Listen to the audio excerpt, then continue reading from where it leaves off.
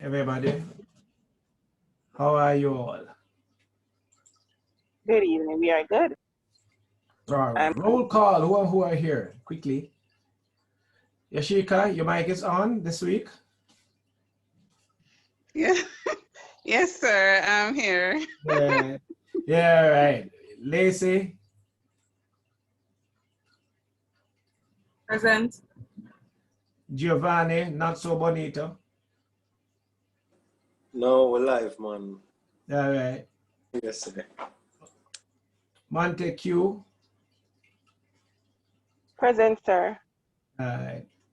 Richard Scollett.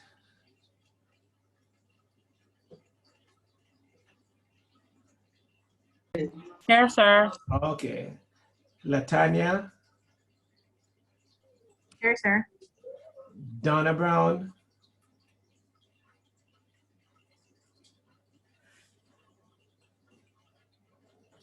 All right. Jermaine. Here. All right, good. Giselle with the, or Giselle with this, with the S. I'm here, sir. Belinda. Present, sir. You know that your first name and Giovanna's last name mean the same thing, right? Yes, sir. And none of them know much. Thank you for that, sir. No. No.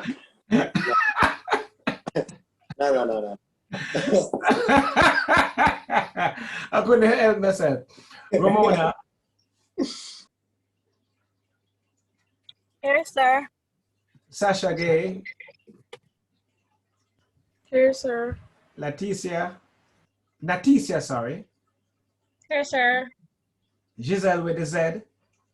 Or Giselle with the Z. Here, sir. All right. And Debbie. Here, sir. Norian. Here, sir. Trisha Gay. Here, sir. Marsha. Here, sir. Antoinette Bell.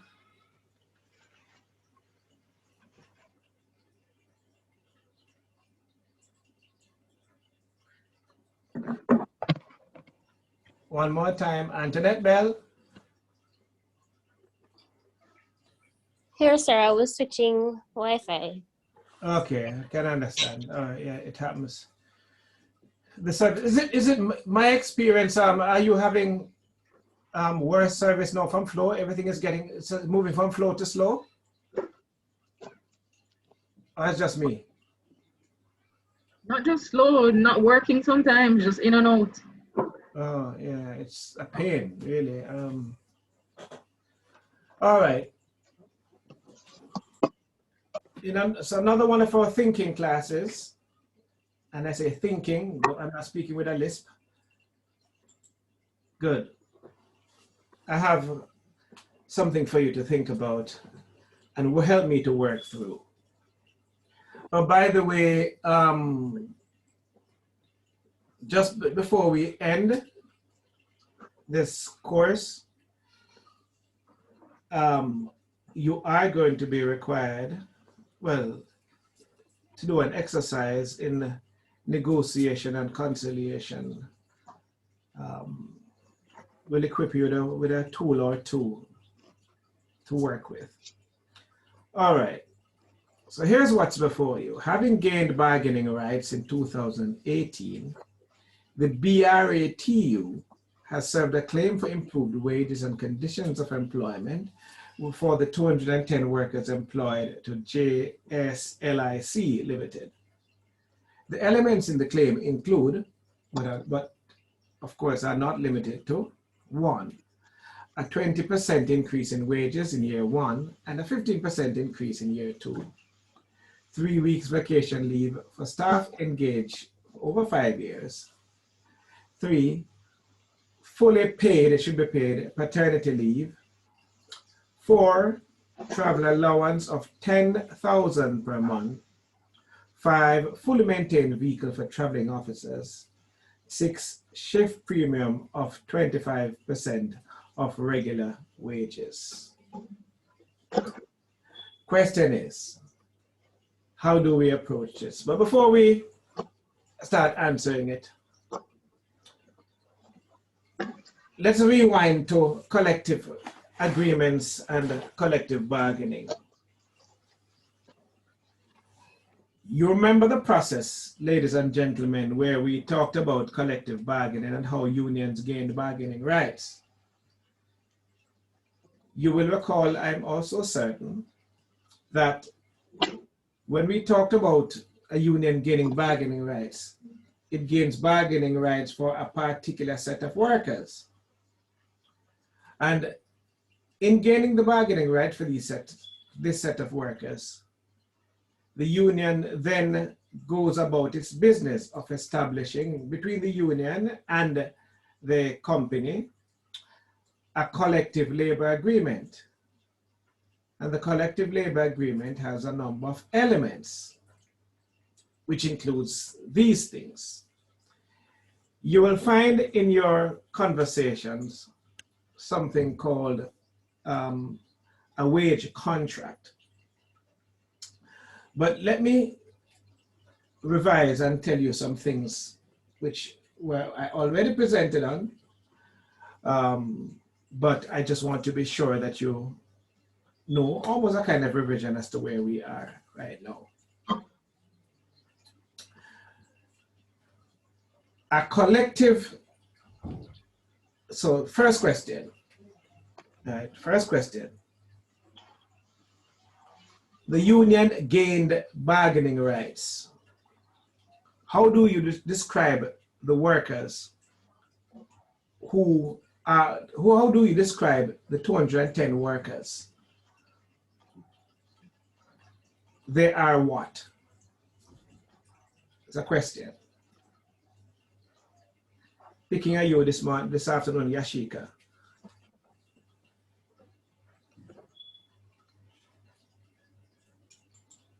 Let me read it again, 1 minute. So don't read anything. No, it's a question. So I'm asking you this. The union gained bargaining rights 2 years ago for the workers. And it seemed like a long time. It's 3 years ago, almost, yes, 3 years. And they said, so you'll remember in before I went down with COVID, we had gone through this thing called bargaining rights and certain kinds of workers, what happens to the workers, what do you call them? How do you label them afterwards? You remember that? The U words? I'm remembering, but the word is not coming to me. The long word. What it started. They are what? After the union gains bargaining rights, they are no what? All right, Yashik. So somebody Unionized. Yes, who that? Marsha? Sir, me talk, sir. Sorry, I never seen her. I'm not sure what's happening because you know, hold on, let me see what's happening here. I don't know. At some point, let me when I take off my video, I don't see who's talking. It's like, I don't know if it's because I don't understand the system or what. All right. Yeah, so Yashika, that was you. Yeah, sorry about that though. You did sound a little like Marsha. Yeah, but never mind. Okay. Yeah. Anybody ever tell you that? No, sir, only you. Yeah, right. Maybe because I listen to this ear instead of this one, and this one's smaller than the other one. So. All right. So the workers now are unionized. So just in case you didn't remember. Sir, I said it, you know, when I said it. I know you did, yes. Okay. Yeah, man, I realized you did, yeah, man. Yes. Okay, yes, sir. it did. It's just that I wasn't seeing who was talking, so we're gonna. Okay. All right, so the workers are unionized, meaning that they are in a bargaining unit for which the union has gained bargaining rights, having gone through the process. And if you remember what the process is,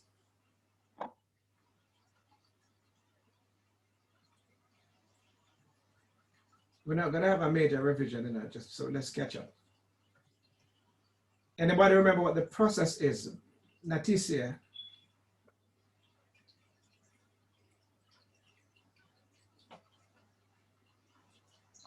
So I'm here trying to remember the name of it. No, what the process is, not what name of the process, what goes on. How do you become unionized?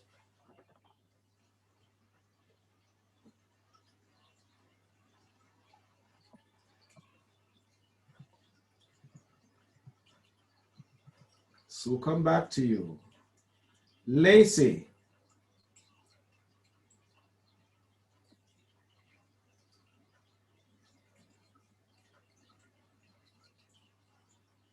Lacey.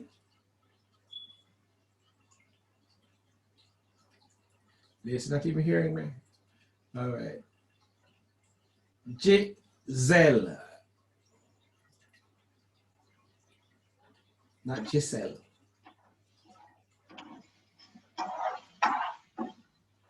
Fraser.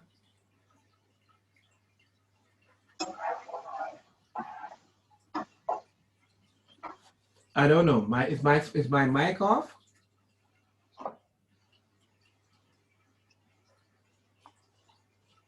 No, both my mic and my video are on. People not talking to me. Ramona.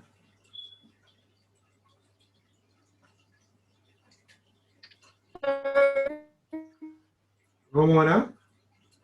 Are you hearing me? Better connect. Try again. Hello. Hearing you, sounding weak. I'm actually driving, sir. Okay. Yeah, No, I'm actually then, driving. So all right, get off the phone.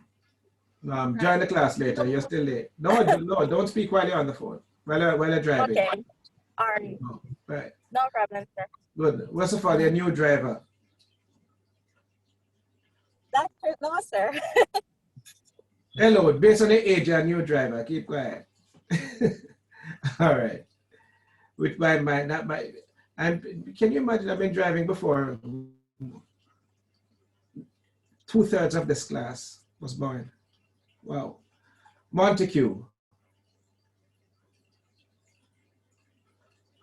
You remember the process. What goes on? How do people become unionized? I read it, but I don't remember. But hold on. You did have COVID and have brain frost? No, sir, I just didn't have really bad memory. Yeah, bad memory. Okay, good. So that don't matter forget the money you owe me, yeah? In the conversation we had earlier on. I can't recall. See what I'm talking about? Yeah, so there you go. All right. All right. Let's see. Antoinette?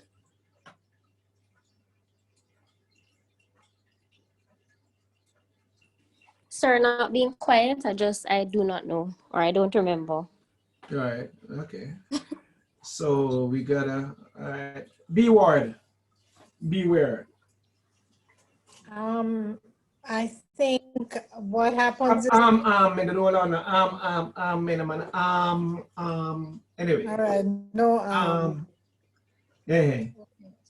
so I think the union lobby the workers to join the union.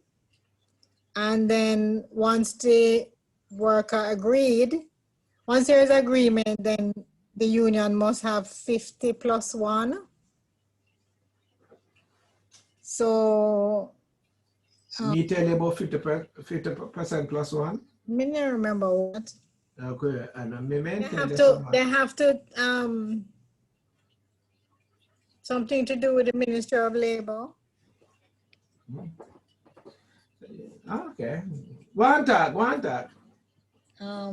Them they have to register their interest with the Ministry of Labor, and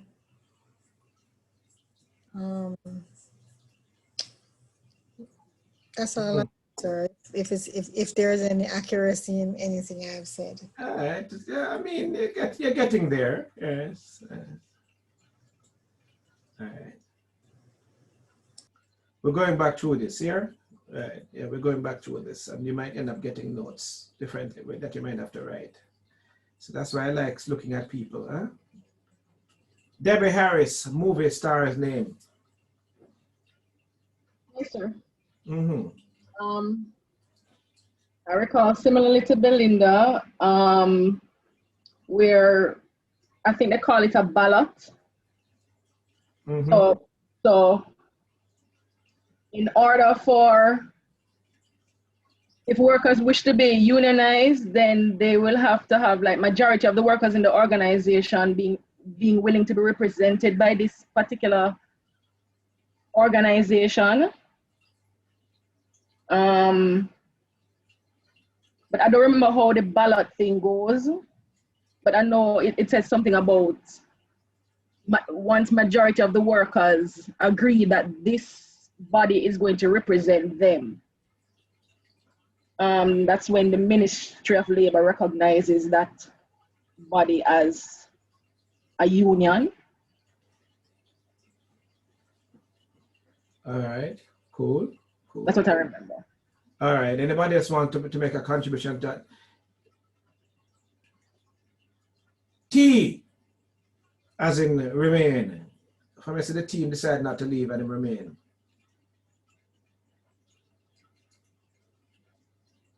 Tremaine. Okay. You meant talking up. I was wondering. Huh? All right. Yeah, I was just wondering. Wondering what? You're a sheep? No, I only heard T sometimes. Come back here, man. Hello? Yeah, I'm here. All right. Put on the Guinness. All right. So. Yeah, man. Go ahead. So, all right. So the union would express an interest that they want to represent the workers of this particular company.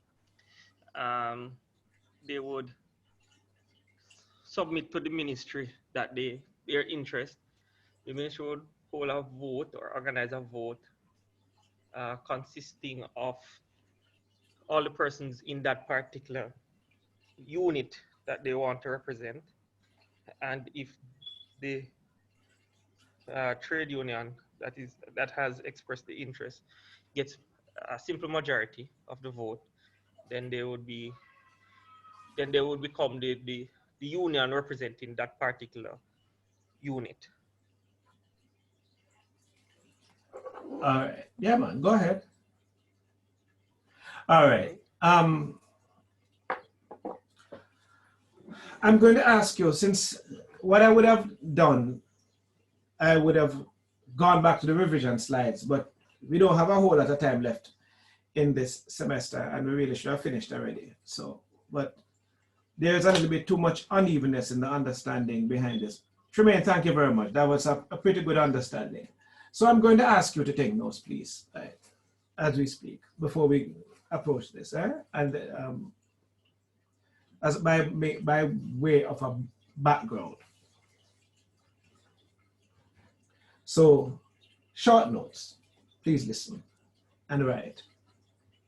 I figure that you still have pens, right? Oh, you good. All right, here we are.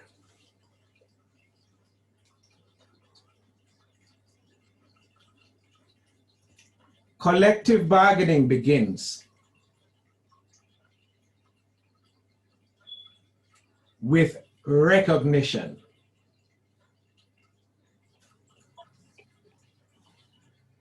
And the recognition is either voluntary between the employer and the union,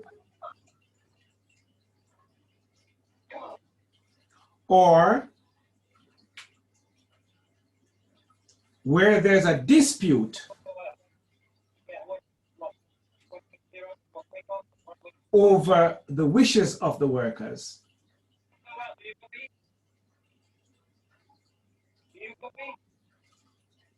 the Ministry of Labor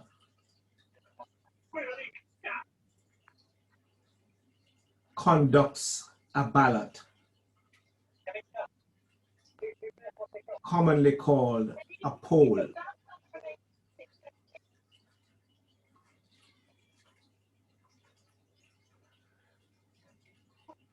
The process is a lengthy one,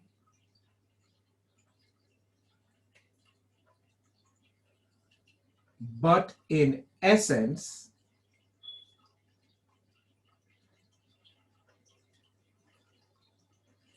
it involves A,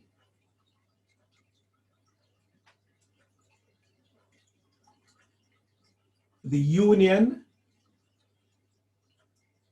serving a document to the employer,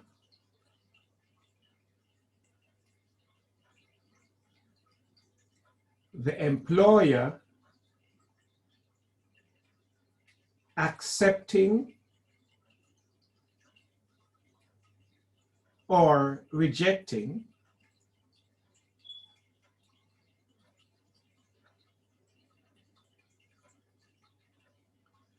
and in the case of a rejection,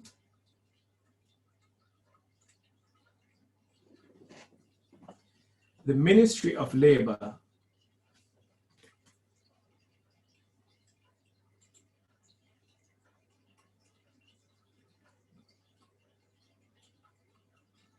intervenes.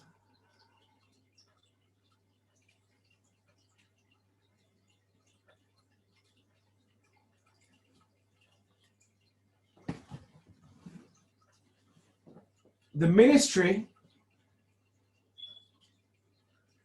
asks the employer for a list of all the workers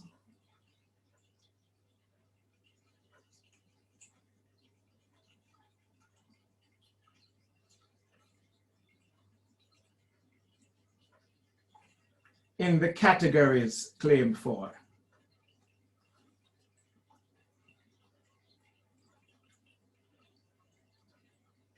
It then compares the list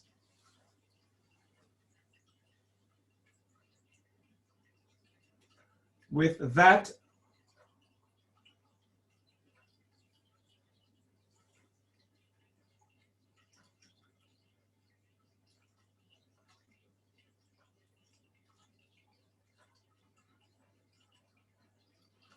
of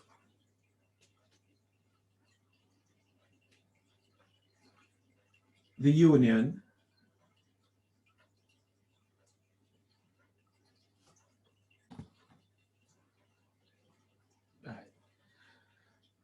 So rewinding a little bit. So the union serves a letter onto the company and says that it represents these workers. The company can just accept and says, yes, we believe that you represent these workers. These workers have said this to me and that's how it is. Or it can say, which is the typical case, I'm not quite certain, so I'm not going to voluntarily give you bargaining rights. So I'm going to let the Ministry of Labor decide. So when that happens, the ministry asks for the information from the union. So the ministry says, send me a list of the people who are dues-paying members of your union. Send me the information from your auditors. Give me a list. And so the union comes up with a list. The employer is asked by the ministry to supply the information relating to all workers in the category, not just some, all. So the union is asked to supply a list of its members in the category. It could very well be all. Invariably, though, it's not all. So the union sends a list with its members within the category or categories. The employer sends a list with all of the employees in the categories claimed for. So invariably, the employer list would be larger. Right, continue to write now. The ministry then does a comparison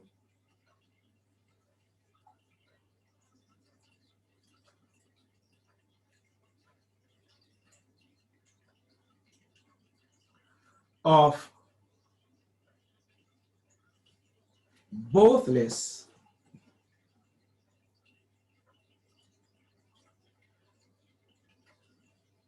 and calculates whether or not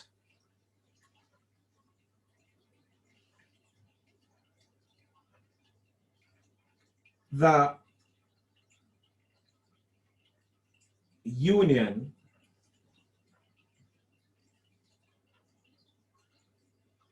has 40%.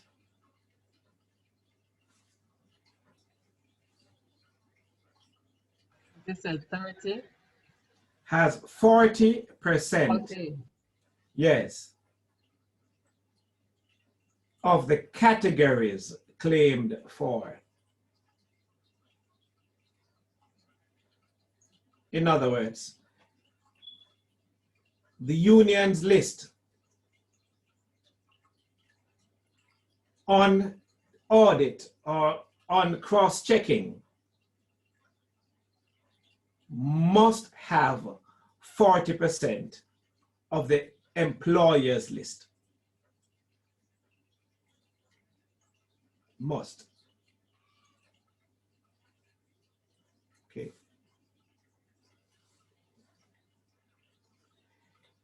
If the union does not have 40%,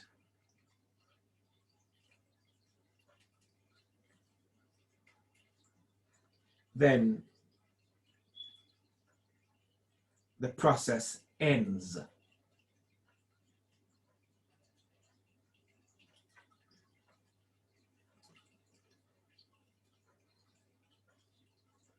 However,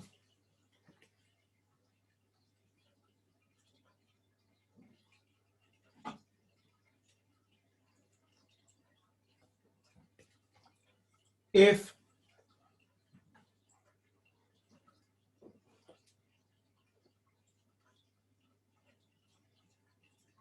the 40%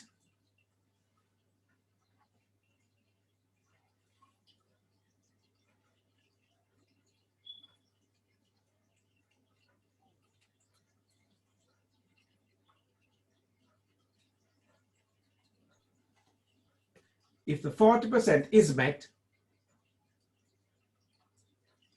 then, and this is Latin,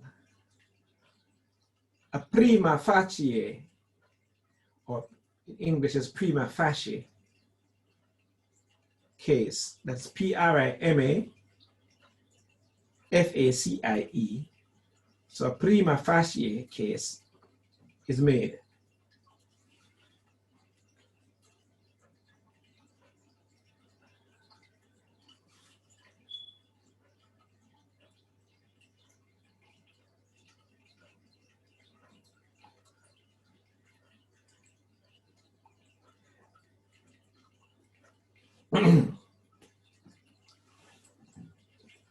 What this prima facie case means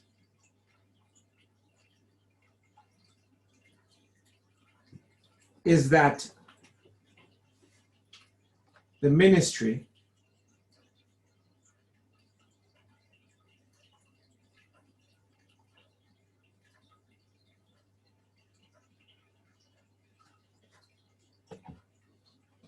may conduct a ballot / poll.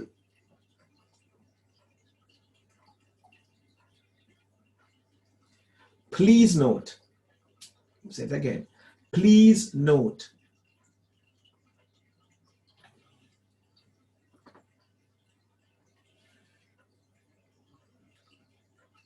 The poll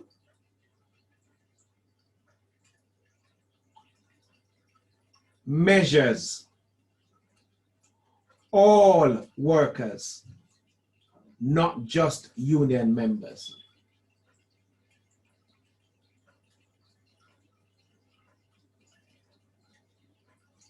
If a majority of workers on the company list, just to make it clear, voted for the union,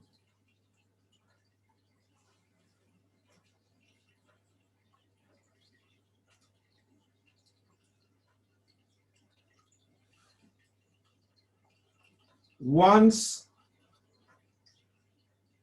certified,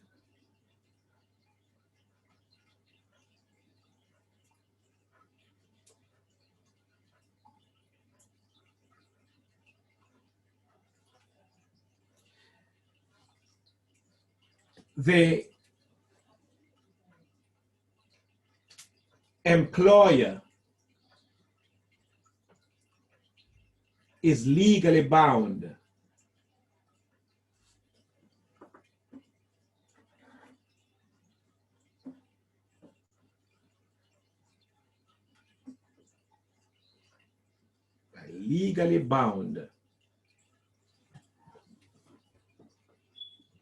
to recognize the union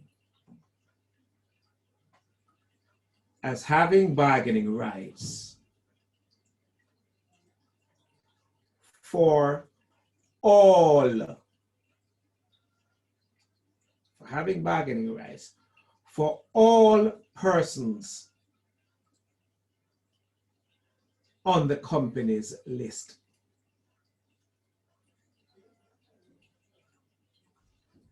Please note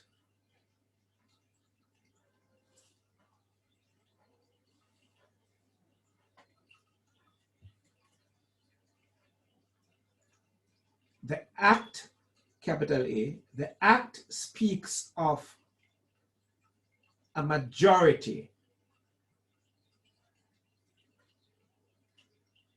not necessarily 50% plus one. So let me remind you, 50% plus one is a nice rule of thumb, but it sometimes leaves out half men or half women. You know, I remember there's a time when I was teaching this course as a young academic practitioner, and people used to make jokes about it. Some of those jokes now are so politically incorrect. So, well, you know, they said, but sir, who's a half a man? You? Yeah, well, you know. And in my early days with the ministry, well, before coming into academia full time, and I was a non-biological father. And they used to say, sorry, not a father, you're half a man till you have a biological child, all those kind of foolishness and stuff, yeah. That was funny in those days, good old days. All right, so now, I hope you understand that the process ends with the union being recognized as the legal bargaining agent for the workers. Good.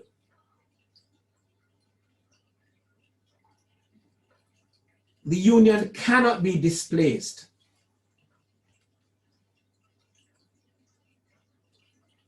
The union cannot be displaced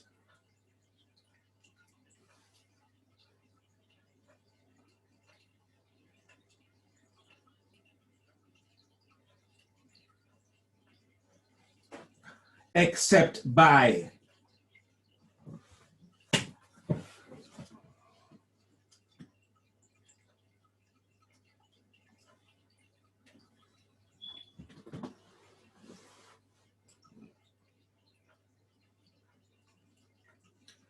another ballot.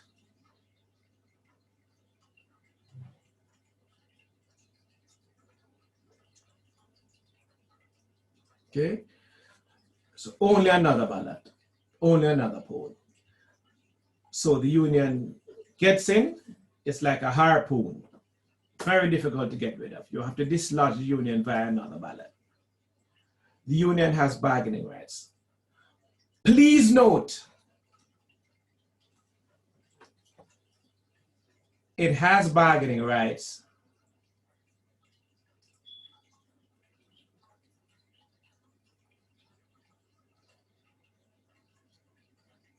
for all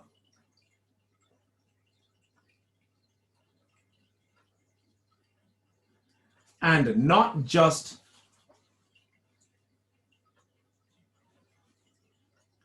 the 50%, the 50+%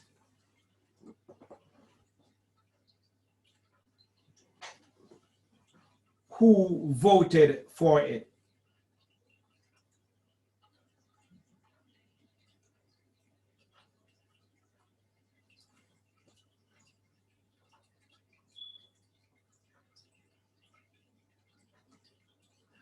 All right.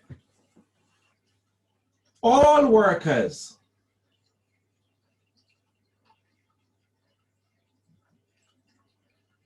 such as, of course, the 210 here, are unionized, whether or not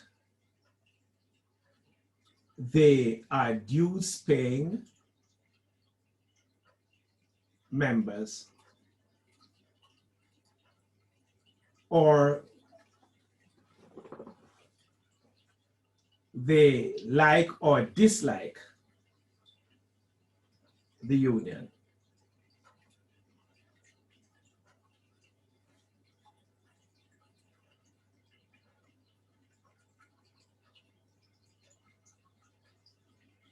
All right, so one would not have imagined, all right, so one would not have imagined that here, so for the 210 workers, that in 2018, everyone would have voted for the union. No. And our laws and our constitution don't allow for workers to be forced to join any union at all. Can't do that. In England, you have things called closed shop and union shop. So a closed shop is one where, as a rule, you can't get employment unless you become a member of the union first. So you are going to work on the docks, for example. You're any kind of seafront worker. You apply to the British, whatever, shipping association or whatever it's called. And they say, fine, or any worker, any of the companies that are along the docks. And you apply, and they say, fine, but this is a clothes shop, so you're going to have to become a member of the union in order to join and get a job here. Yeah, well, I don't know whether or not that still exists in England with the same kind of force of law.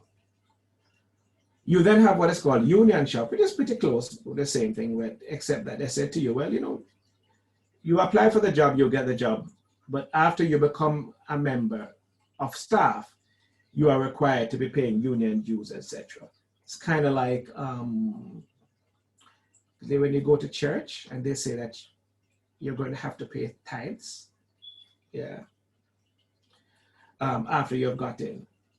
Now, we don't have that in Jamaica, thankfully. So you can't be forced to join any union. However, you can't have the union bargain on your behalf. Okay?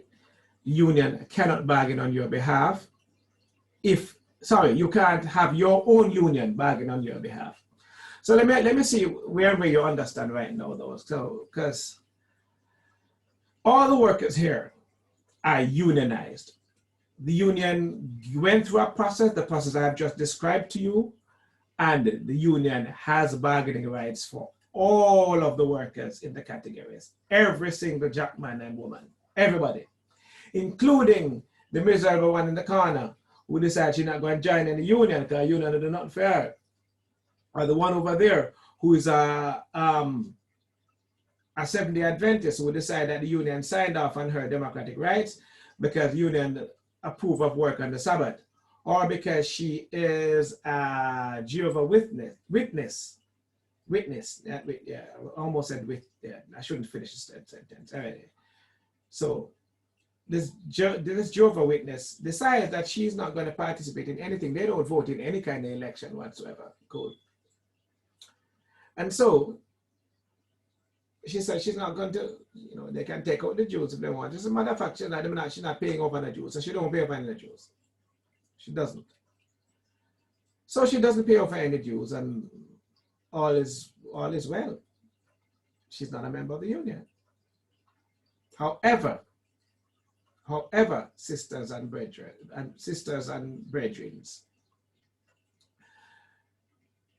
the union represents her. You remember? I still remember. You remember in the early part of the class when we talked about freedom of association and whether or not the minority union can represent the worker? Anybody has any take there? So suppose I am one of those 50 workers out of the 210 who don't like this union. First of all, this union is affiliated to a particular political party, and I'm totally against it. I'm a born, whatever you call me. You have these people, so why, may I tell you something? If you put him a donkey in the constituency and painting green, me vote for him. The other one say, lucky. Red phone, orange phone, me vote for. I think you would like to find orange roosters anyway. So,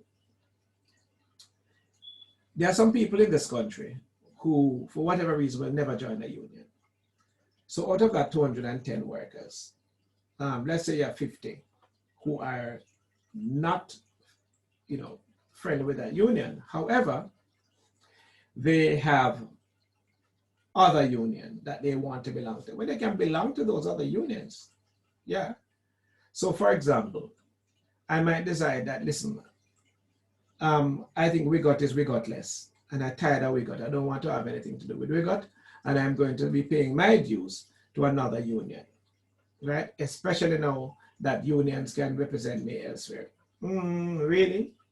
Well, union can't enter into any kind of negotiation, even with rights dispute versus interest disputes. And I think I need to make that distinction again, just in case you might have missed it. So you have, so let me make it clear again. The union is the bargaining agent. The recognized majority union is a bargaining agent for all of the workers concerned, every single worker. And the workers who are not members of the union can't get any other union to come and represent them before the employer. There's no space for that. Yeah?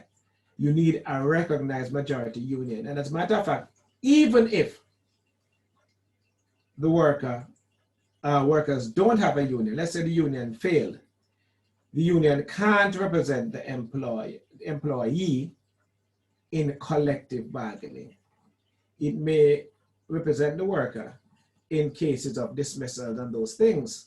And even so, the employer doesn't have to recognize the union. And the IDT may recognize union officer as a consultant, but no. All right. So having a question before we proceed. Back to you. B Ward, you got me? Yes, any sir. of this is, it come back to you now? It's coming back, yes. And it's all coming back to me now. Nadian Simpson.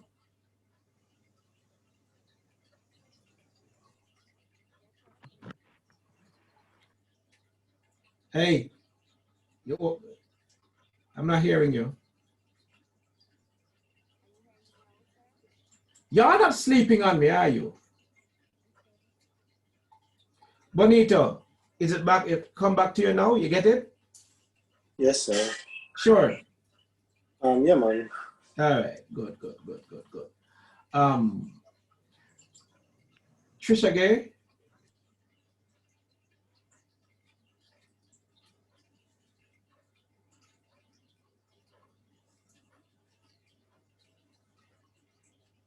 Trisha Gay. Sir? Yes, it's coming back to you now. Yeah. Yeah, say good. All right, Lacey, you with us now? Yes, sir. All right, where were you? I was right here. Okay. You when I called you earlier on? Yes, sir. I was present. Okay, all right. So, all right, if the Prime Minister ever set to fly the gate, with the last class is going to be face to face, and then you are coming from country and looking all your eyes. Yeah, okay. Huh? Who pays the workers at the union? That's good. Like the general secretary and so. Huh? Who pays the workers of the union? The secretary? Right? Yes, sir. They're paid from their dues. Yeah, they're paid from the dues, yes. Yeah, man. Oh. Who paid, it's your tithes. Same thing, same model. Except that there is a rule that says that as long as you're a member of the union, you pay. But similarly, unlike yes, very much like tithes. If you are a member of the congregation, some churches say that you have to pay the tithes. If you're a member of the union, right? But some companies or some places insist that that everybody has to pay. So I think that at the university where I work or where you are studying, as long as you are past a certain point, you are required to be paying union dues. As far as I know, I don't. Yeah. So I think everybody. Sir, based on what you said earlier, that you're only required to get 40%, and those persons who did not agree still benefit from the negotiations of the union. Yeah, man. Remember, 40% at the beginning. That the union still has to get 10 point something percent more. Right. So the 40% is to make sure that the ministry doesn't waste its time and resources. Right. Because it takes quite a long time to train a constellation law labor officer to send the person out to conduct the poll. So, you always have a small set. Now, with the relative small number of industrial disputes, even though they are coming back up now with the individual cases. But like when I was a young man at the ministry, and we're having like 700 and odd disputes coming into the ministry, where I have 100 disputes dealing with myself. You can just imagine when you're taken away from your desk to go and conduct a poll, only to realize that the poll tush, right? So as a rule, so what the law has done is, and I think it's established a basic, and it's no different from the practice of law. I think it's just basically to say whether a case has been made. Okay? You want to be sure that you're not in the same way that you don't want to waste the court's time. Well, you don't want to waste the government's time. So you have a 40%, but after that 40%, the union still has more work to do. And during that time too, the employer, knowing fully well that 40% of its workforce is ready to join the union or has joined the union and wants to get unionized. Now, if the employer doesn't want to have a union, he can't legally union bust, but he can do things to make the 40% less. Right? It's not my, I can't share it with you, but I can tell you that employers typically do things so they will do things such as make certain numbers of workers redundant and bring them back under terms and conditions which supposedly are outside of the original contract. And therefore the union, even though they will have a prima facie case, those set of workers now who are back on the new contracts are not able to vote. And so that goes down. Or if it figures that the workers went to the union because they were overall disgruntled about certain things, and it's not that they really want the union, then the employer might just decide that it is going to do things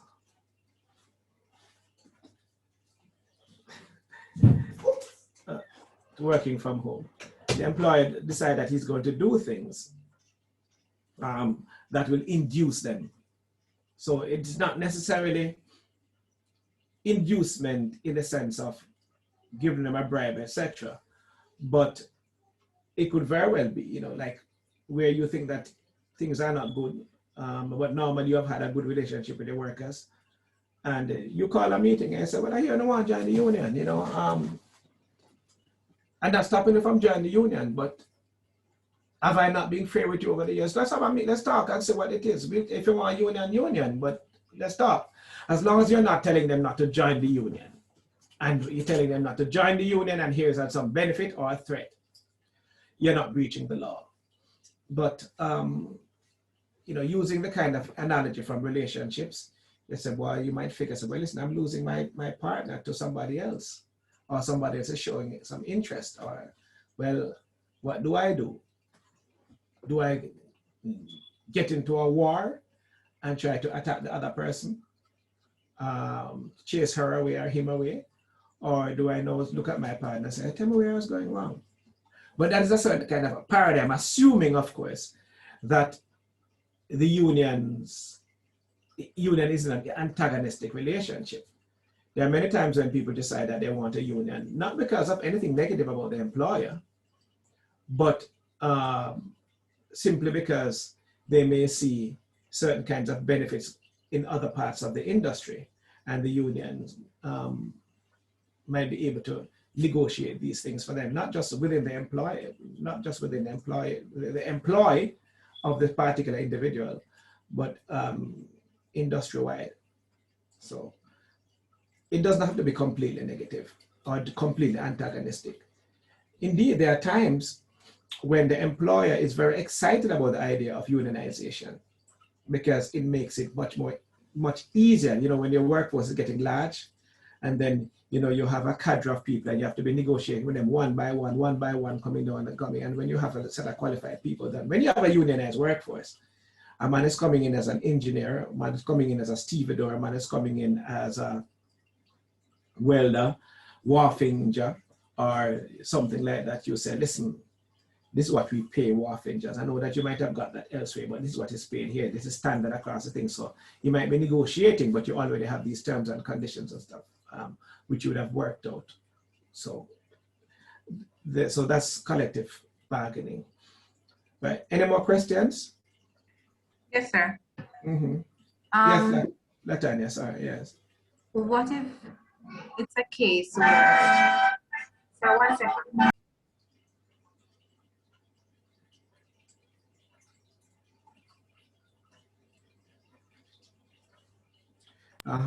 Yes, sir, sorry about that. Yeah, what if it's a case where there are three unions, say 3 unions within one organization, right? And when the time comes for negotiation, the 3 unions are present at the table. So, is it that? So come again? So there go ahead, Latanya, yes. There are 3 unions within one organization, right? It is possible. If all, so if each union gained 30%. I'm not sure. I'm telling you, if each union, remember I'm giving you the simplest, you know.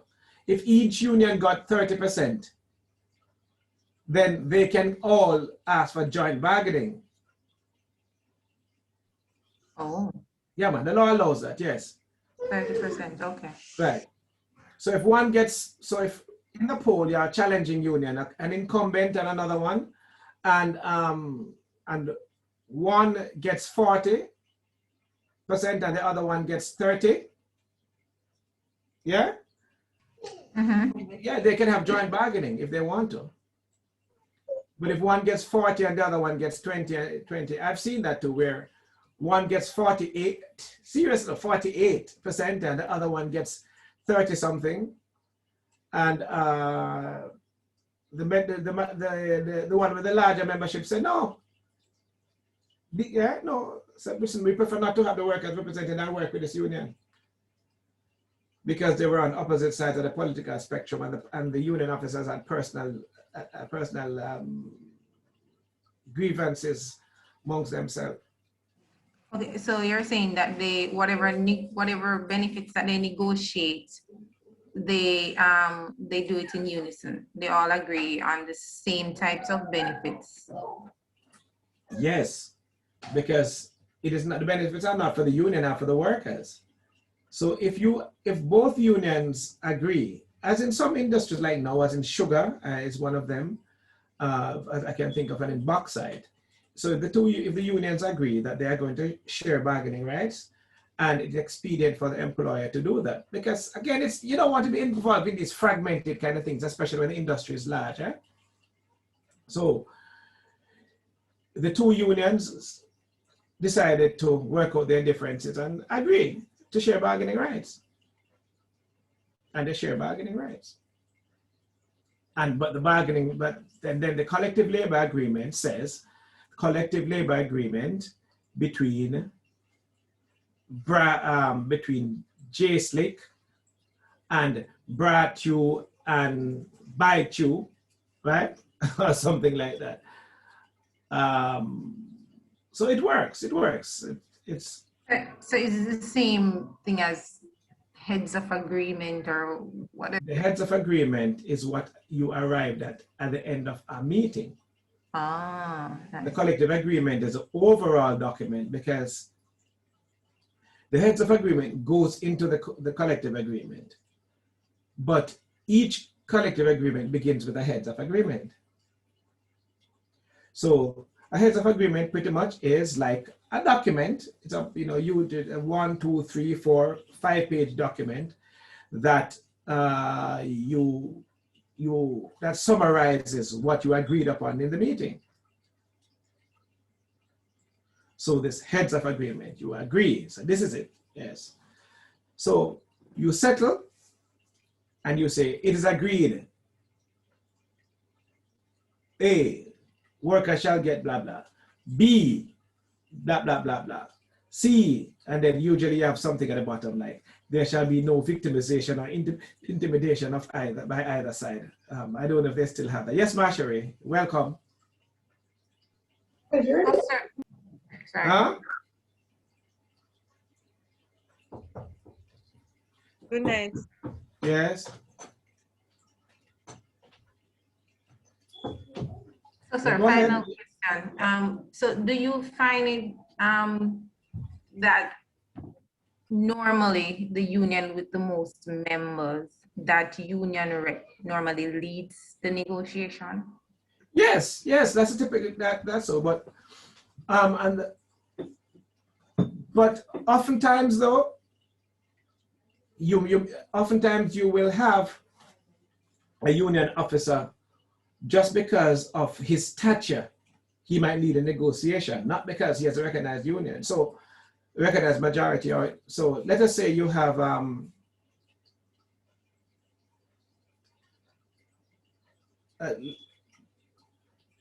let's say you have give me an example now. Public sector negotiations, and you have O'Neill Grant.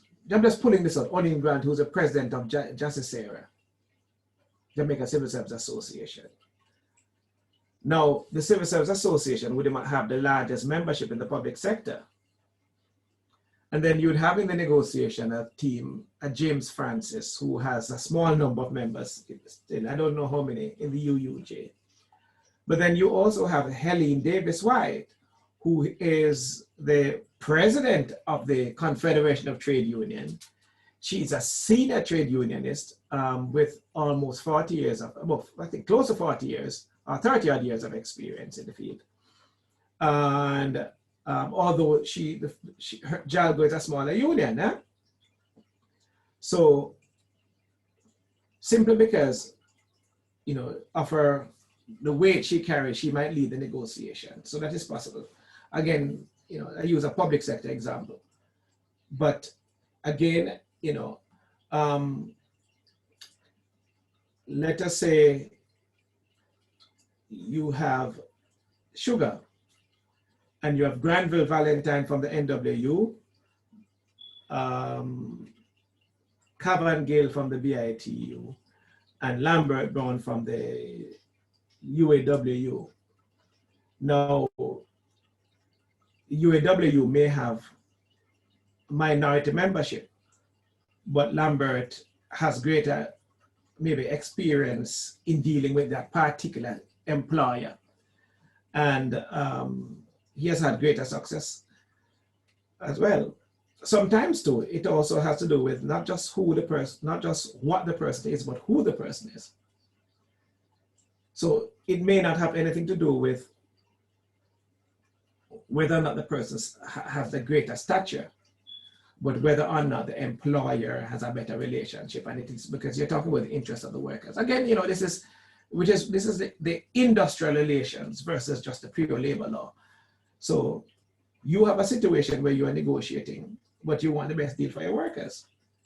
But the employer has a greater, not respect, but a better relationship with this particular individual.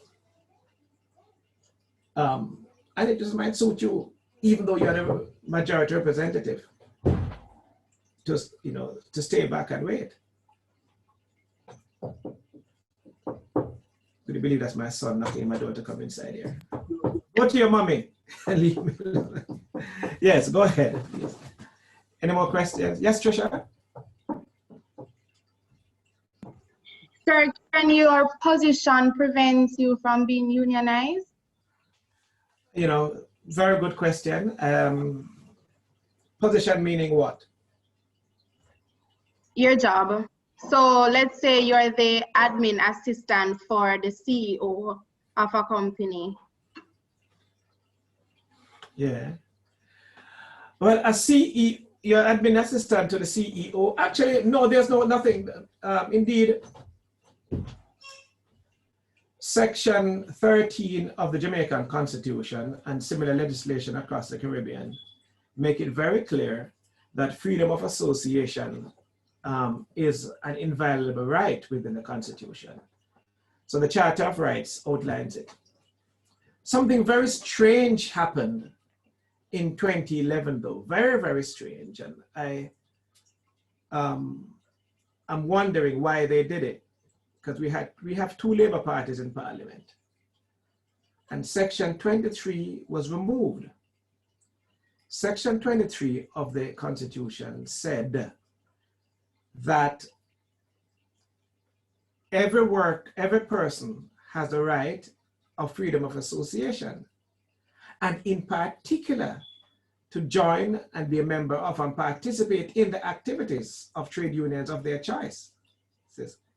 That is taken out, and I don't know whether the legislators felt that it was superfluous, but it certainly is not, because it's a much more definitive statement. But for me, it's an indication that and that is part of the reason why the book, my book has that title, something about broken promises and stuff, because it did seem like a bit of a betrayal, actually.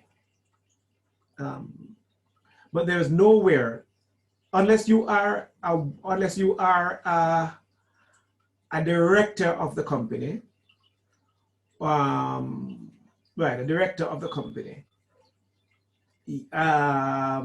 and you are, if you are below managing director, because I think even a CEO, but if you are managing director and above, but usually if you're a CEO and you are a complete agent of the employer, then there may be some basis for you not to be unionized. There is an old case, I think, in a book by Cowell, which was written in the 1990s. But I also see it replicated in the book by Natalie Portesy and Carla and Harris Roper, where there's a case, I think it was Shackelford versus Portland Parish Council or something. Yes, I'm almost certain it's that case, where one of the arguments was that because somebody was arms of management or something. Don't quote me on the case, but that's the case that's coming to my head. That if you are, if you are workers in a particular category, right? But on the whole, no. On the whole, no. In fact, where the right of freedom of association is compromised by ILO standards would be in certain industries like the essential services, and even so, it doesn't prevent you from joining unions. However, you know, the Police Federation is supposedly not a union, right? It's not a union, and police officers can only join the Federation or the Police Officers Association. They can't be members of any other trade union. So I think using the ILO standards, etc., it has abridged somewhat the constitutional rights. But in any event, there is no such thing as an absolute constitutional right, because the argument it has been from the courts that that yes, while you may have a right, that right is not without limit. You can't have an individual right that is going to compromise the rights of the rights or the safety of society as a whole. And so if in giving the right to strike, for example, to police officers or to doctors, then you may be endangering other people. But doctors are allowed to become to be unionized, and they have consistently been unionized. Nurses, etc., firemen and women, yeah. But the Constabulary Force Act says that you can't be a member of any union if you're a police officer. Yep. Wow, this is. Any more questions? But so let me make it clear. It's an argument that has been advanced over the years, but it is pretty settled law, right? The case was, certainly in Jamaica anyway, that as long as you are not part owner of the business, you are, right? And I don't mean like a workers owning shares. No, not the same. If you're not part of the management of the ownership structure and you make those decisions as an employer, then you are not exempt from union membership. So you can talk about things which have to do with confidentiality, etc. You know, that was an argument that people raised for a while. And then I remember with Cable and Wireless, or whatever they were called, telephone company, Jamintel before, Telecommunication of Jamaica and stuff. There's a period when the management were resisting, you know,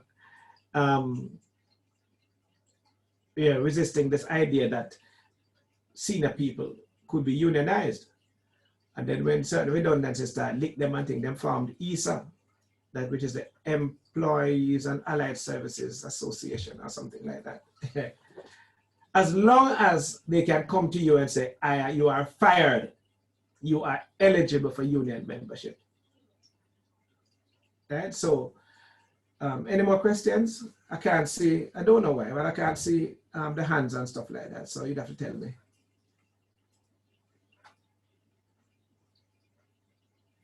Any? Good?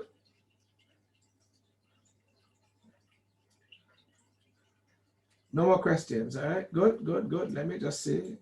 No hands raising feature. No, okay, everybody's up. All right, we're good.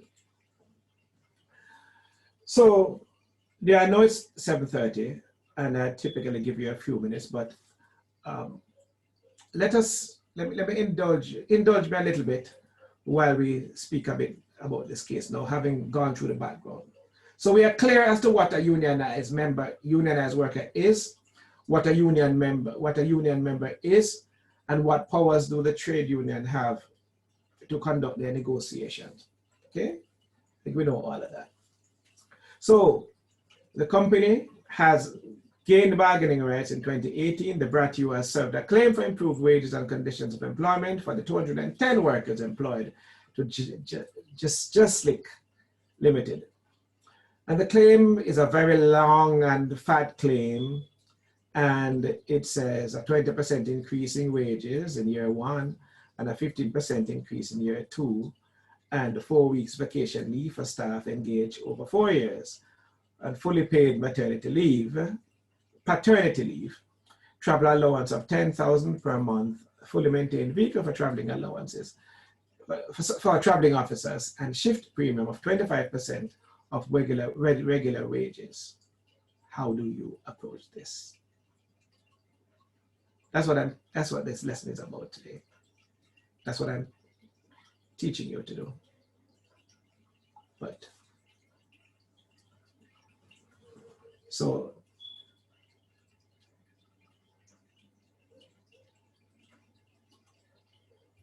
I'm going to give you a few minutes, maybe about 10, and then we come back, we will finish discussing this, and then we'll give you, and I'll give you the notes and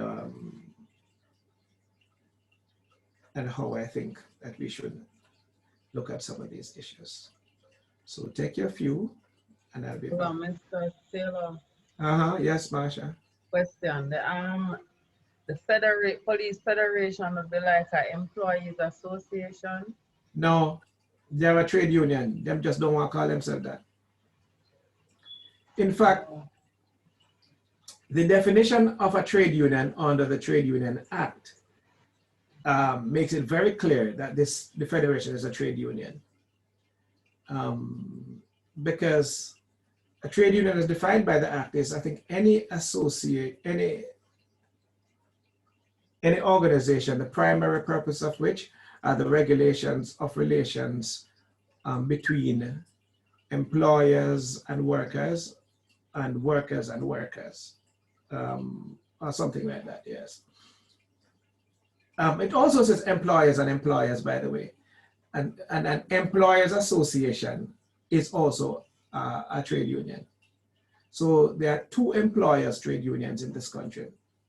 One of them is obviously Jeff. Jeff is a trade union. Yes, it's an employers trade union. And that's one.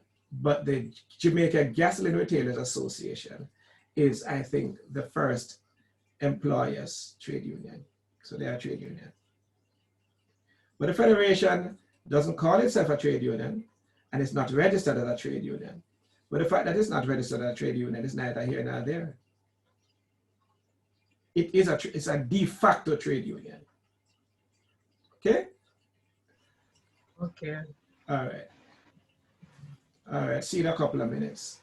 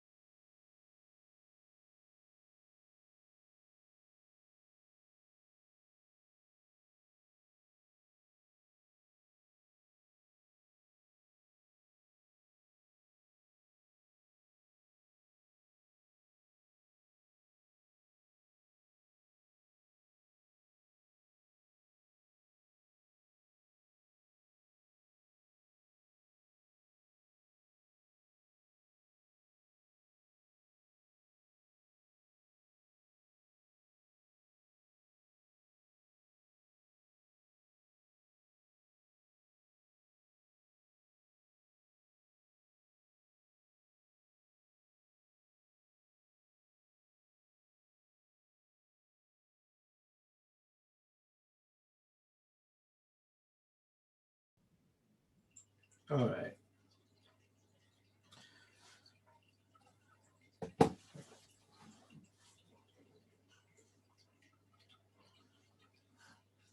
I want you to tell me, without any preparation that you would have had, of course, how you would have approached this matter. So the union has bargaining rights. The claim is a fat claim. I've just picked out 6 elements. What is the first thing that you would do?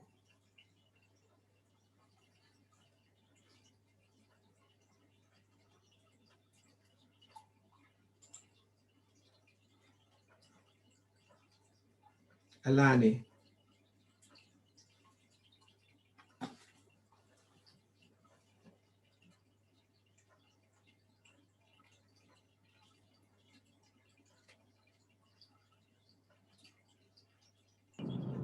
Good night, sir. I'm sorry, I'm not prepared to answer. I have to go. You're with us though, or you're driving? I'm driving. Oh, not good, not good. Get off your phone. Join us when you're there. All right, good. Donna, are you? I haven't heard your voice.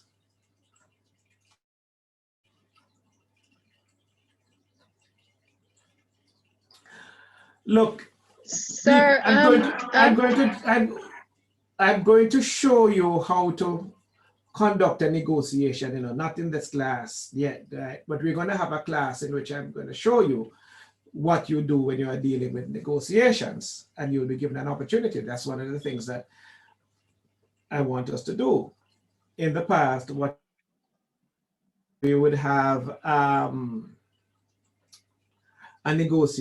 conciliation seminar by, I got Odette's last name, yes.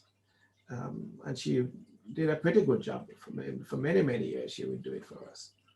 But go ahead. Yeah, so it's not, don't panic. This is a class. It's not an exam. Okay? So, yes, so, Donna? so, sir, firstly, I think I would ask for time to review the claim. However, in starting the negotiation, because I would have to come back at some point with something to place on the table, but I would present the lowest counter offer possible, because I know that they're going to negotiate and we have to meet somewhere halfway. So I wouldn't want to start too high or too close to what they are offering. Mm-hmm. Right. That's the best shot I can give it now, sir. So again, so aren't you worried though? Wouldn't you be worried that you would actually break up the negotiation because of that? They say, listen, you're not serious, man. You don't think that the union officer will be expecting you to under invoice to call it that? Expect me to? Go again, sir?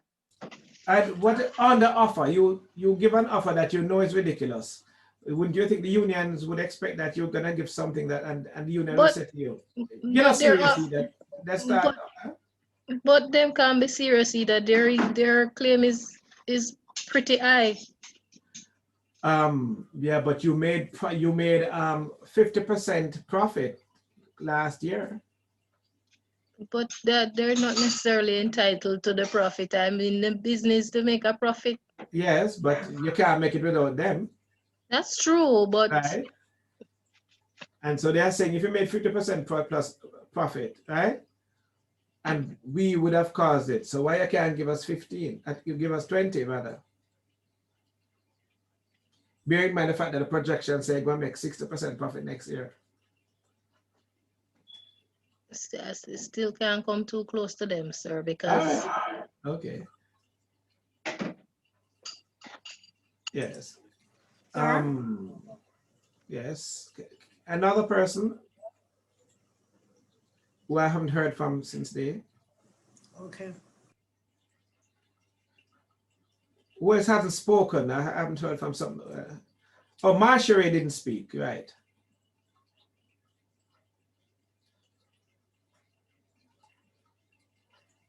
It's Dunkley. Yes, sir. Yes, what happened? About Giant Church? How would we approach this? First of all, what kind of dispute is this? Is it a rights dispute or an interest dispute?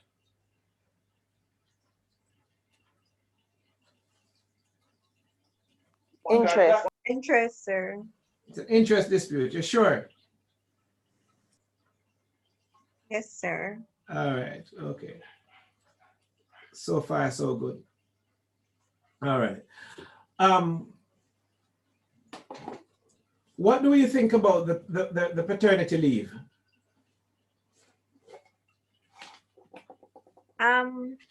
Is it a reasonable claim? Yes, sir. Why is it reasonable? Fully needs to be defined though. Reasonable, yes. Fully paid paternity leave, you get like just like with the mother. Oh No, sir. no, sir. No, sir. No. And why not? It's not enacted, so I have to do it.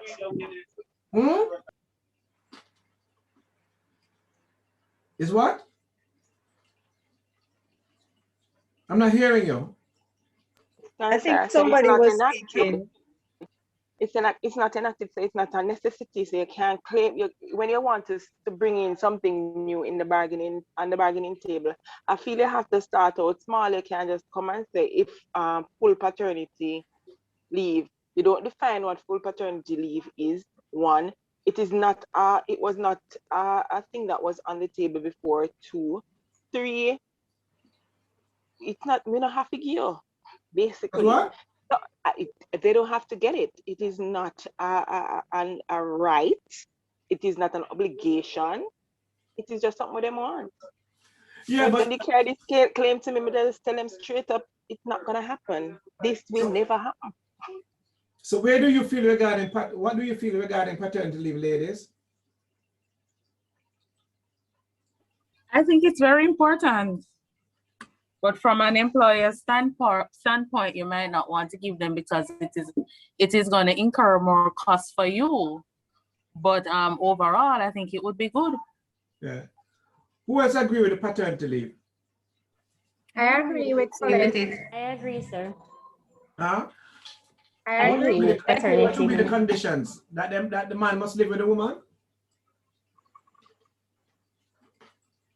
As a learned minister of justice said? No, sir. I don't. No, sir. Yes, I think he should. I think he should. Are you saying that the man doesn't? Because I don't want him to be living a double life, having wife and having girlfriend pregnant and get paternity leave and still not helping out his girlfriend because he have to stay at home with his wife. You know what?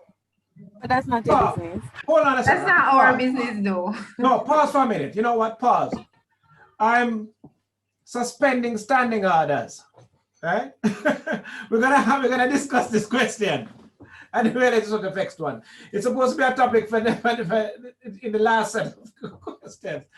I want us to discuss it. Sir, Yes. Huh? It's what you're going to stir up now. No, that's fine. Hold on a second. My son is trying to beat down the door to get inside here, right? And he's being very nice and with a soft voice and knocking it on nicely. All right. Yes, we're gonna talk about paternity leave. Right. You know what? Let's start. Give me a second, please, people. Because give me a second. Paternity leave. Go to mommy. Go to mommy. Okay. Hi. No, go to mommy. No, go to mommy.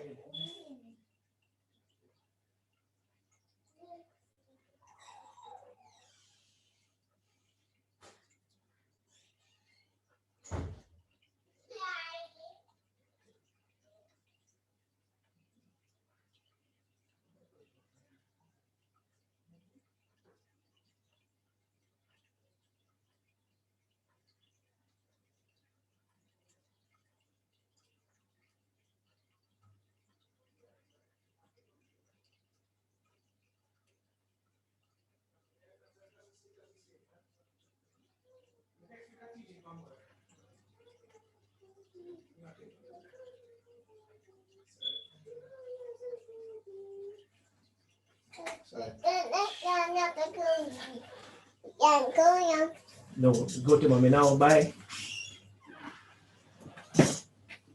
Bye. Well, so the advocates of paternity leave versus maternity leave. Go ahead and have it. Thank you. You're welcome. Thank you. Sit. Good. Why should we give paternity leave, and why shouldn't we? Somebody raised a question about residential qualification. It's a position which was advanced by the Minister of Justice himself. Share that for me. Who is the advocate for the people that the people must live together? I am. All right. So they should live together before or after? Well, it should be before, but if they have to, if not before, they have to make some kind of agreement that they're gonna live together during the paternity leave. So if they don't co-reside, they do not get the paternity leave. No. All right. All right. Let me hear another voice. For anybody else agree as an agreement position with that? Yes, So with sir. paternity leave in general? Yes, Trisha. Yes. Paternity leave. No. Let us examine the first element. Yes. Let's examine the first element. Yes, which is co-residence. Sit down and have a note.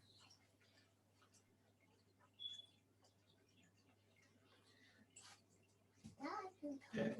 You know, and I'm giving you. So this is co-residence, by the way, right? Right. This is co-residence. This is evidence of co-residence. I'm asking you the question.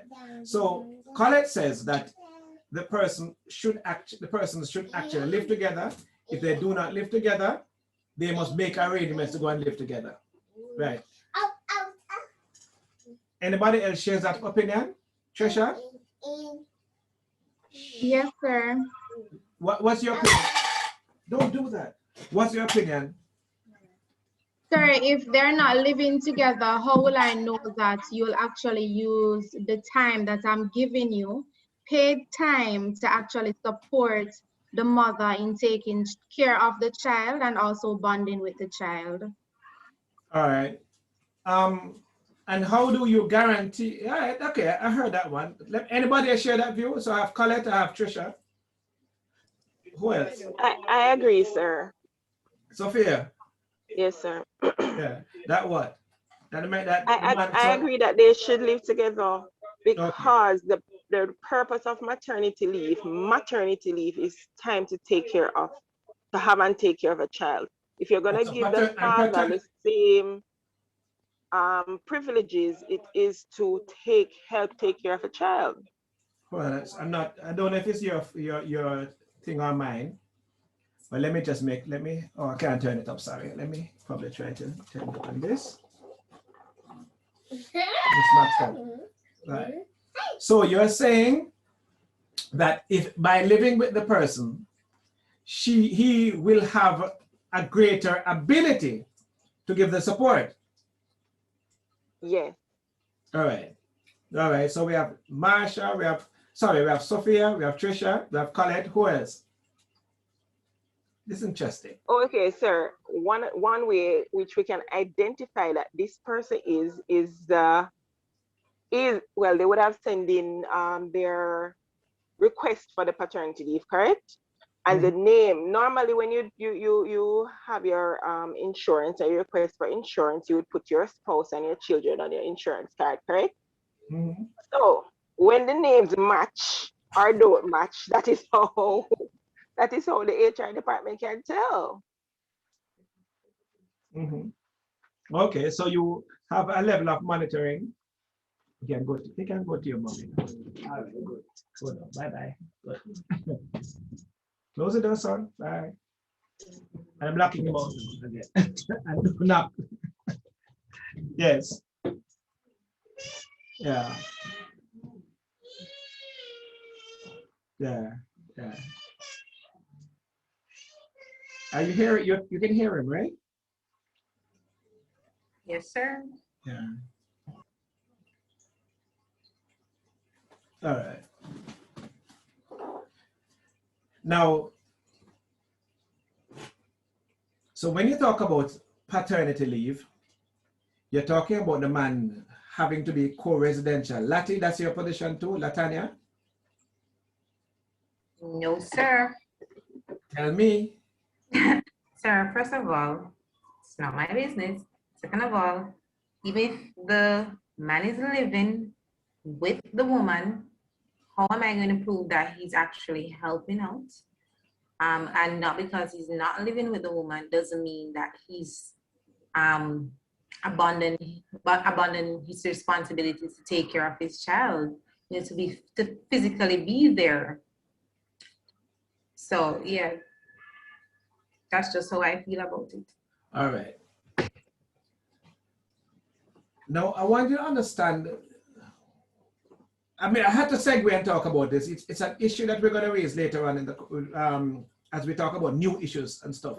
But I had to carpe diem. I had to seize this moment. So the argument, and listen, one of the brightest men in the country is a man. One of the brightest men in the country. Delroy Chuck is a real bright man, right? You know, he taught sociology and stuff like that as well too. You know, I mean, when I met Chuck, he was teaching in some parts of the introduction to sociology course. I remember that when I was a first-year student. Can you imagine? Wrote a nice book and stuff. But he's of the view that the man has to go and live with the woman in order to get it. But there is a simple point, and the point is, how will you know that the man is living in the house and doing anything at all? How you know that he's not just like living in the house, just being residential there and having a whale of a time now, and just down by Miss Matty Bar down the road, and comes in occasionally? He doesn't help his spouse when she's expressing the milk from the breast so that she can do anything else. And he certainly can't breastfeed. Right? He doesn't change diapers. He doesn't do anything at all.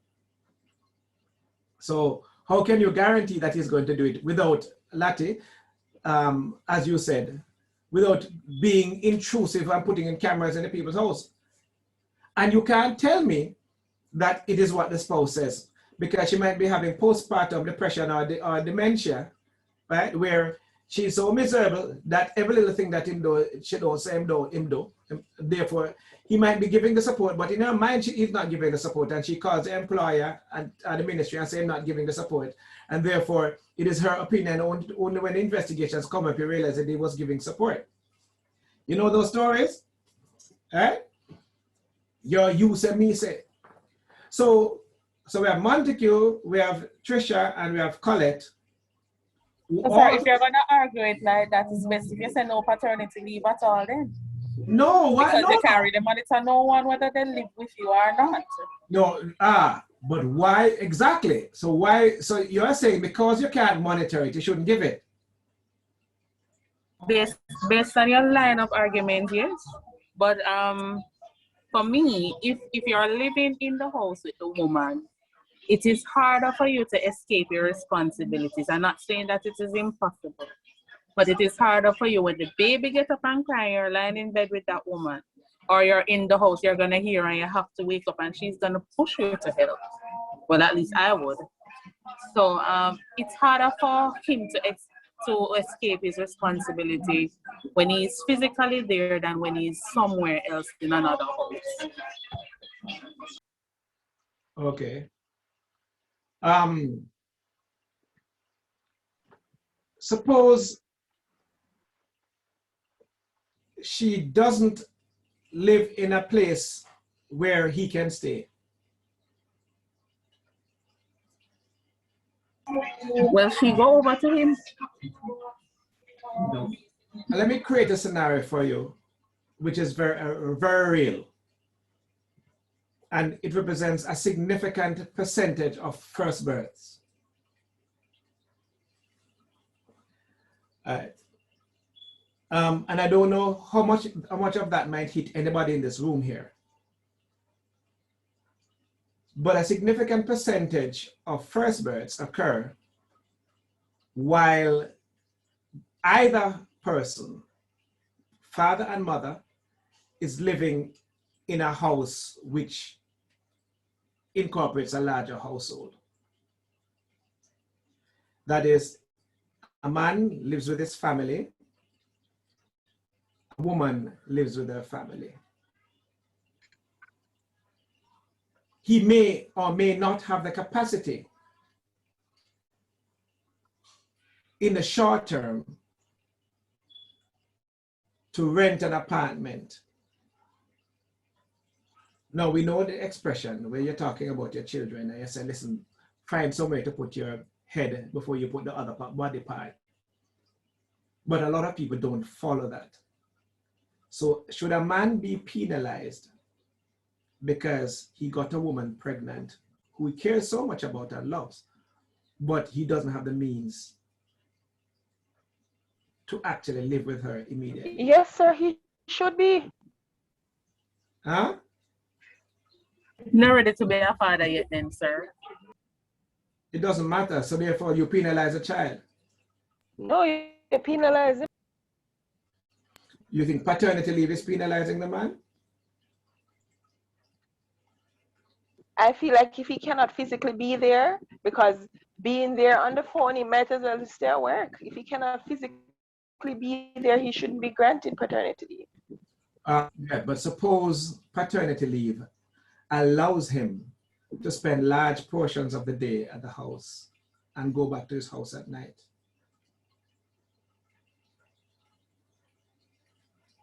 Suppose she got pregnant while they were both at Teachers College. She's from Kingston and he is from Manchester. He gets a job in Manchester, a job which was promised. So he works in Manchester, just out of Teachers College. They love each other, but she is in Kingston.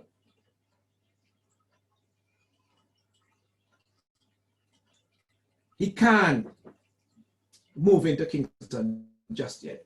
She lives with her parents, and the child is a child of sin. And he definitely, even though there's space in the house, he can't move into the father's house because the father doesn't appreciate that kind of arrangement. Nice young man, etc., but no man can move in. And he lives in a little place.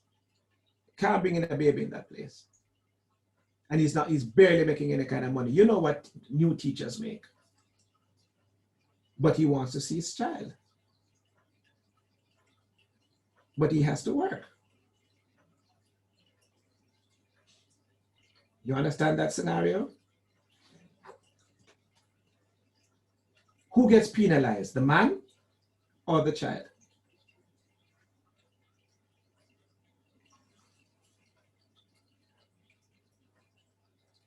Montague, you're the jump in. Go on.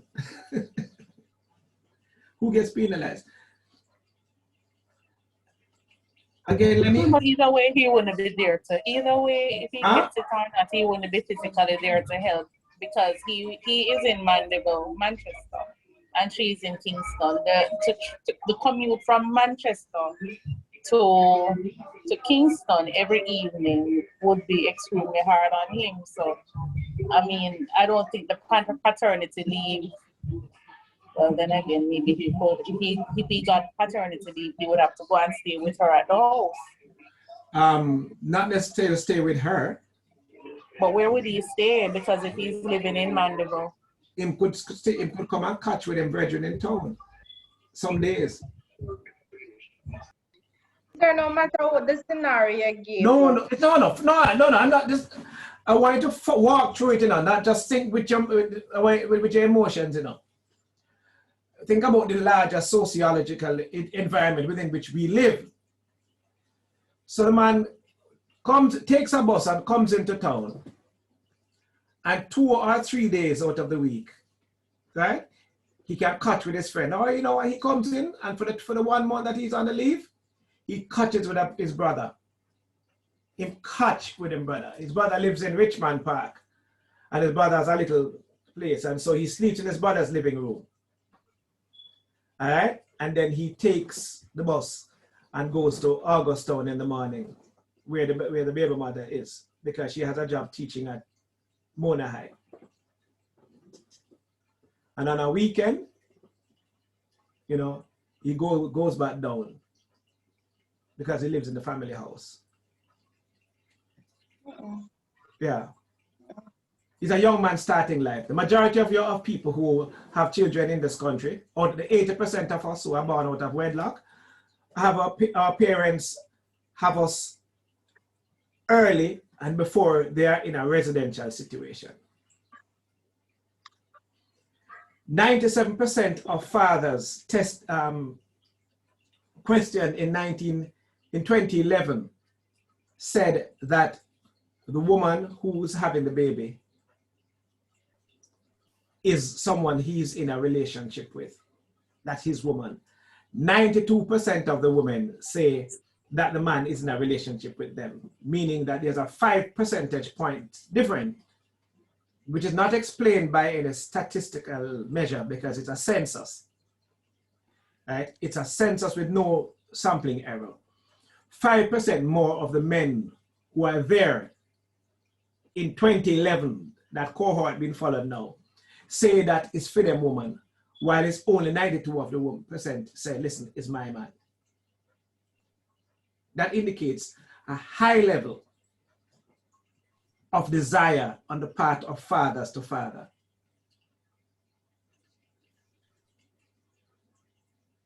The evidence is that when last surveyed, 75% of the men say that they were, and women say that they were still in a relationship 5 years later.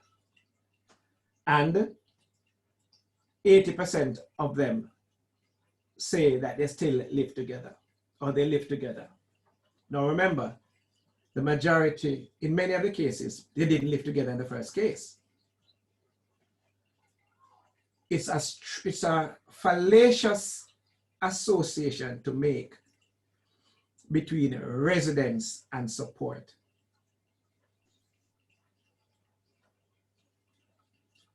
It's a fallacious one, and it might invariably penalize those persons who do not have the economic means to set up residence as a couple.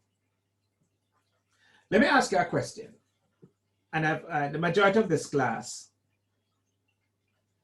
are female. And many of you supervise. I so come to you, Giovanni. How willing are you to give time off to men who say, so let's not go paternity leave yet, eh? Let's pick the lower hanging fruit. A man comes to you and he says, may I get some time off to attend a parent-teachers meeting at my child's school. What's your knee-jerk reaction first? Marsha?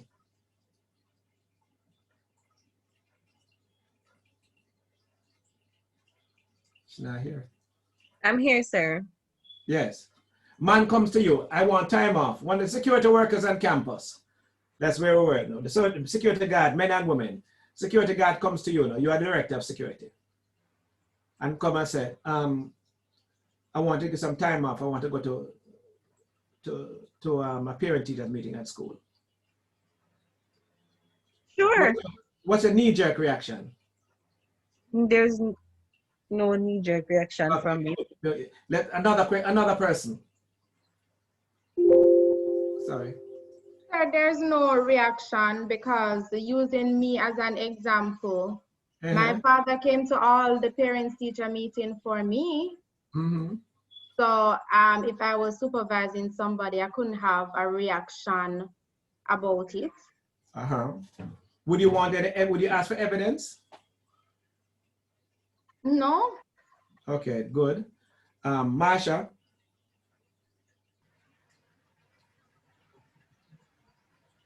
No evidence needed, sir. Latanya. Sir, I would give the person the time off. You would. Yashika? Sir, I would give the time off. I would think that, that is very commendable. Yeah. So I'll give the time off. Would you doubt him?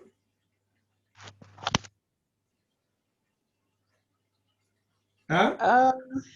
I don't think I would, sir, because at the end of the day, if he says that he's going to a parent-teachers meeting and if he does otherwise, that's his conscience. Yeah. So, really. Yeah. Sasha, what do you feel?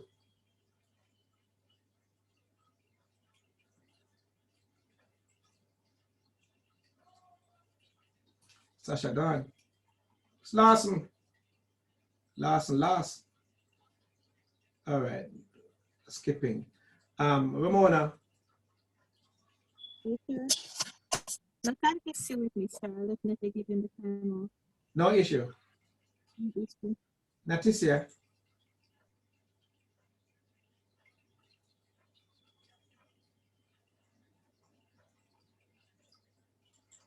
Natisia. She's gone.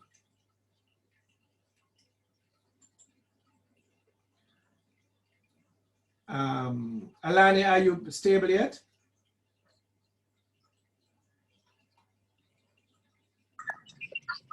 Sir, I'm still driving. I think I got some of the questions. Huh? All right.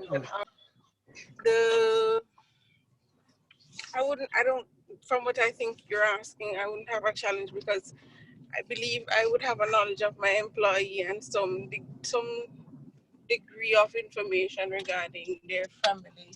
No, yeah, really. I mean, okay, I hear you. You're assuming it's a certain type of and size of organization, yeah? Antoinette. No, sir, no issues there. None. All right. Here is what the research indicates, though, that even though it may show an improvement of attitude, the further up you go the socioeconomic ladder, that HR managers, female managers, are hesitant to give time off to men when they ask for things to do, ask for time to do parental type activities, and usually require a high level of proof. So you are an unrepresentative sample. And I say that because, and follow me here now, Colette, you with me? Yes, sir, I'm here. So how don't you see a disconnect between the position that you have taken about residence and time off?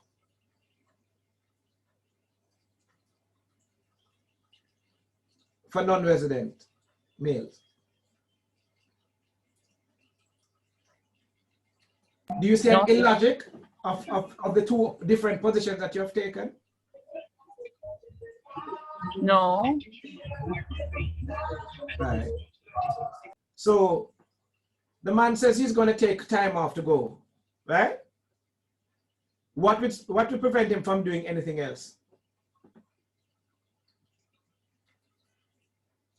Nothing is there to prevent him from doing anything else. Right. So why would you give him the time off then? Because if asked for the time off, and I believe him. So, you believe him simply because he says he's going to go? Because as what Alani said, you know your employee. So if he's No, you a don't know family the man. employee. No, let's not say you don't know the employee. Mm-hmm. You don't know the employee. It's a large organization. They have 1,000 workers. Yeah. Yeah, you don't know, right? You're the new supervisor on a location because they revolve the security guards. So security guard comes to you. You don't know him at all. And him say, Miss, I want to take my youth. I want to go to parent teachers thing with my youth. I mean, when you talk about sickness and stuff like that, I find that that there is much more sympathy when you talk about when the man comes up and speaks about the health of the child, right? But there is more hesitancy. He usually asks for proof. So you don't know this employee. He comes to you and he says he wants time off to go to go somewhere, and you, to attend a parent teachers meeting, and you typical and you would give him, and you give him because what? Why would you give him time off to go? Because he requested the time and he had a legitimate reason. So why don't say to him, listen, apply for the day and take a day, apply for the day, no pay, or apply for the day, and let me take it out of your leave. Well, some workplaces actually do that. Right. But if the man's asking for time off, like he wants a couple of hours to go or to leave early. So you don't say, okay, so Giovanni, let me see if it has to do with with the fact that we carry testosterone more. Well, I hope so. Yeah. Do you see the disconnect between the two positions taken by Colette? No, actually it wasn't on when Colette was talking, so I don't know what Colette said. All right. So Colette said, and who is it? Colette, Montague, and two other people, and I can't remember who, right? Yeah. Are opposed to the idea of paternity leave being given where the man doesn't live with a woman. So because the justice minister says you can't get it if you don't live there. Yeah. Therefore, if you want to get the paternity leave, you can move in with a woman. No, that's not my view. No, I don't think, I disagree with them still. Mm-hmm. Yeah, I disagree because I don't have to live with somebody. I mean, I share a kid with you, so the fact that we don't live, that doesn't nothing for me. That's just my take on it. Mm-hmm. Plus, it's modern times now. You get me? Like, we live in an age where families, they're disconnected families. I mean, it's real. It's something that we live in and we see every day. So if I get up and I want my leave, forget to take care of my youth, I don't see why, because I don't live with my girlfriend, I can't get my leave. You get me? That's just my take still. Yeah. Here's another position, an even more extreme one for you all deliberate on. Suppose the female or the male does something that makes the relationship irreparable.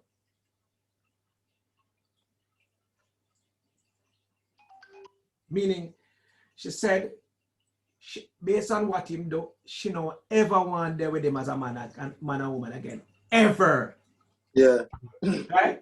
She said, when she discovered it, she said, listen, it's only because she doesn't believe in abortion why she didn't do that. She said, I don't want you ever. Or the man discovers some awful things and decides, listen, I don't want this relationship.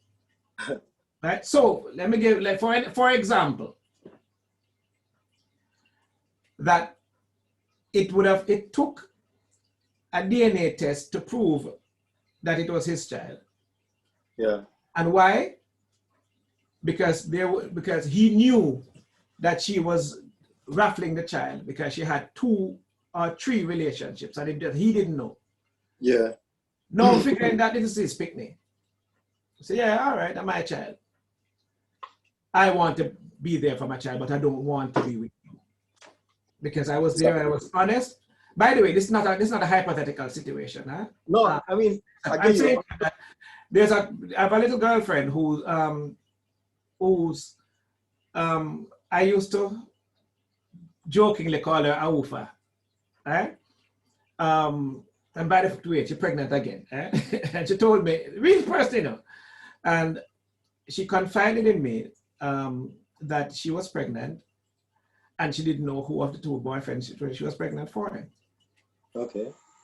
She had a baby daddy from before who she really didn't like much, and he was an awful guy, but there's this fellow who thinks it is his child, but the baby father is out of town and they think it's his. So either way, she's in trouble. You know, she's like, I don't know what to do. I'm like, well, you ask me, I can't help you, you know.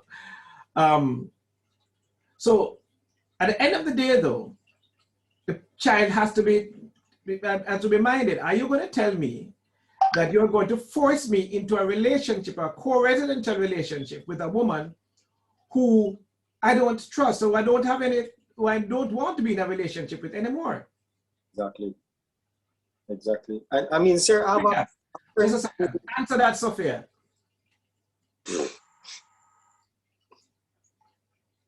Huh? Sir? Yes. So you're telling me that, so I discover that you were doing all kinds of things with me, not to mention also that you have been going to Obeahman and stuff, right? Right? Literally, like you've been going to Obeahman and all kinds of things like that and all the time. And then I realized, oh, that, listen, this child is mine, right? But you yourself had doubt that this child was mine. But now you're saying, no, the Minister of Justice says, well, in order to get my paternity leave, so I'm going to come and live with you. But I don't want to be with you. I want to be with I want my child. Are you saying that you want the man living in the house with you, who you don't want anymore, or who don't want you? I am totally biased, so I'm gonna tell you straight up. If him don't want to live with the woman, him just forfeit the paternity leave. That is me. That's how I feel. Right. So I'm saying, so you would want this man who you can't stand anymore either, sleeping in the same bed with you because No. If him can't live with me, he need to not take him leave. If he go work and carry money, come give me to take care of me. Straight. So you see the problem that we're having here, sir? You see the problem that we're having? These are people with just a second. Do you understand? I know exactly what you're saying, but do you understand why I stopped? I decided I'm going to interrogate this now, because you are among the brightest and the best. You are the most educated set of people, right? This is the most prestigious HRD master's program. You're not bachelor's people. You're in this class. You have people who already have 2 degrees. Sir, and then this is the same reason. That's not reason, right? That's not reason. That's feelings, Montague. No, sir. It's not feelings. Not feelings. Hold on, ladies. Yes, sir, the rationale behind it, sir. What was the rationale behind Belinda, it? hold on for a second, Belinda.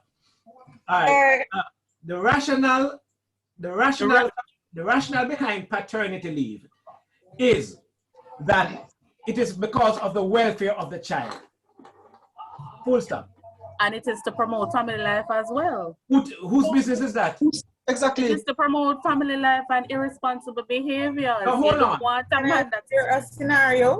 No. You can. So you are saying, hold on a second. You are now imputing morality. Family life or parenting, two different things. So you're saying that you must force people into a co-residential union? It's not a matter of force, but the issue is that we have too many absentee fathers. And I think maybe that is the rationale why he said. Hold on. We have too many what? Absentee fathers. Go ahead. So the rationale would be that you're just a second. We have too many absentee fathers. How many absentee fathers we have, Colette? We hear it all over the news. No. You're in a class that's in the Department of Behavioral Sciences. We see it all over. We see it all over. No. What? No, we don't have exact figures at this We don't have exact figures because this is a new conversation. But in reality, when you look around, you see just have a lot of absentee fathers. Colette, stop. Let me just say this. This is one of the reasons why I'm happy that we have this course where it is. And I resist it being taken and going and this program being removed to Mona School of Business or anywhere else. This course is ensconced in the Department of Sociology, Demography, Psychology, Anthropology, and Social Work. Right? This department is the same department that gave advice to the Jamaican government so it could come up with the Child Care and Protection Act. This is the department that produces the set of people who work with Statin, who do the census, and work with PIOJ and Statin to come up with a survey of living conditions. This is the same department that trains as well as collaborates with the researchers who do the contraception prevalence study and the other kind of census things. So therefore, this is a department that has at its fingertips people who know what the data look like in regard to family size and residential patterns, etc. Well, let me tell you something right away. The majority of fathers, by the way, that study I was talking about, that census, because an 84% study of the 2011 cohort, headed by Professor Sams Vaughan, but it has Jodianne Reese, Charlene Cordesai, and Sidney Pennington, all three graduates from the Department of Sociology, Psychology, Social Work, all of them. All right, we train those. The study showed, and it's a census, meaning so there's no sampling error, that at birth, right? At birth, the great majority of men were there. Looking further down the road, there's no evidence at all. None. Not in our history, not in our present, where the majority of households do not have a residential male.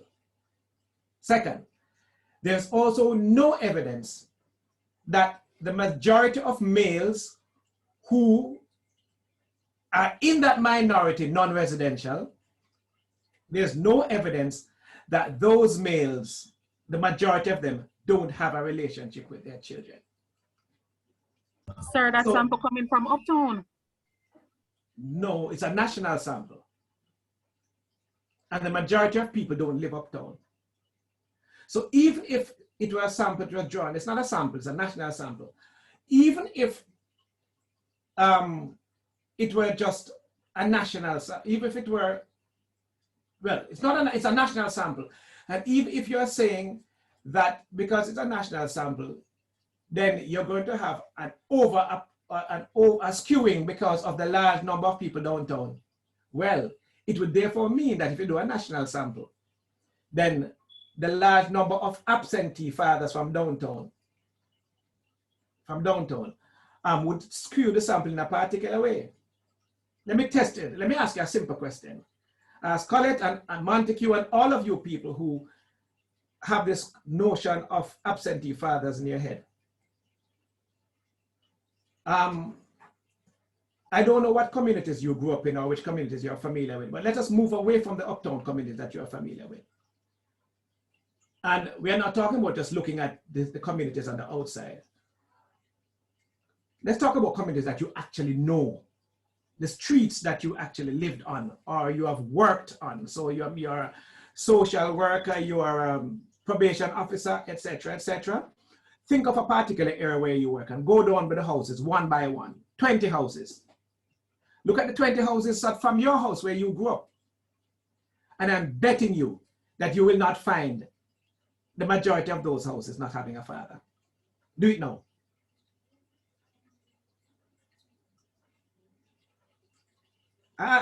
Do it now, Colin. You think of... So based on my line of work, I interview a lot of persons. I go to the homes and interview them, and majority of them, they don't have a father figure at the home. Interviewing is not a sample, Colette. Yes, but that is what I based what I said.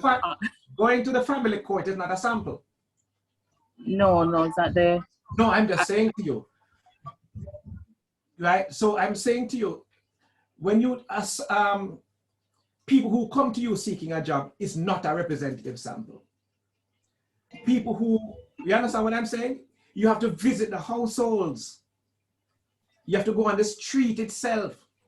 That's what I'm saying. My job is that I go in the households, you know. And you, yes. So I don't interview persons at the office. I actually go to the households. Right. But do you look at the entire street where people live, or just the house that you went to? Not the entire street, but I've interviewed. I've gone to thousands of homes. Okay. Well, and majority of them, I'm not saying that a lot of them do not have a father, but majority of them, they said that it was really the mother alone with the children. All right. Well, the data says only 18% of households, 18% of households are those households where a woman and her children alone live. 18. Now, and in that 18%, there's no, that's not the question, that in that 18%, we are not making any statement about whether or not that 18% of women have a man who's minding their children. We're not even there yet. So even if all of the men who live, who are not living with those 18% of women are not minding the children, you're into 80%. Am I clear? Very clear, sir. Very, Right. very good. Lovely. Now, follow me. The female-headed household in Jamaica is not, has never been, and is not, right? Is not the majority household. 55% of households, right? What was it? 55, I think 50, no, 55, no, 45% of households are female-headed. Follow me here. 45% of households are female-headed. And what does that include? It also includes almost 10% of households. So within that, are you listening? You're listening, Giovanni? Listen, man. Yeah, man. Right? In that 45% of households, right, there's a 9%, almost 10, which comprises women who are living by themselves. Because 29% of people in this country live by themselves. Okay? And so in that male versus headed household, 9% of them are female and 20% of men. So 20% of households in this country are men living by themselves. Hold on a second. The math, you want to work on the math now? Come again. 20% of households is men living by themselves. 18% of households is women living with them children and no man. 18 and 20% is almost the same. Sound reasonable? Yeah, man. Some reasonable people, that math? Yeah. So right. So a significant percentage of the men, right? Now, a lot of these men in the 20% don't have no picnic, not neither, you know, but it just works out mathematically. Now, you have 9% of the female-headed household are women living by themselves. Like some of these young ladies in this class now who have chosen to either continue to live with their roommate or continue to rent a flat because they don't want to have a child just yet. So they don't have any children, right? They may live with their sister, their blockmate, who they move off hall. They used to live on Preston or Rex together or wherever, and then rent somewhere. Or they're a young professional and they don't want to live with no man yet. And they don't want no picnic. So they're this young professional, no child, wants to get a house. So she gets a little mortgage and thing, and she's paying a thing, and she buy a little car. So with 70% of this class, of the UWI and other institutions, having females as opposed to males. You want to follow me now? The majority of this class is women. And the numbers were a little bit better in the past. When this program started, you had more men in the class. It was always female dominated because HR tends to be female dominated. Right. But when I was an undergrad, 40 years ago, almost 40 years ago. Right. Yeah. So when I was an undergrad, no, I started as an undergrad 40 years ago. Yes. So when I started as an undergrad 40 years ago, the majority of students at UWI were male. In some places you had balance. It is 70-30, even in the sciences. So what has been happening is that more women are delaying pregnancies, more women are empowering themselves. And so the increase in female-headed households has actually been partially related to the increase in single women living by themselves.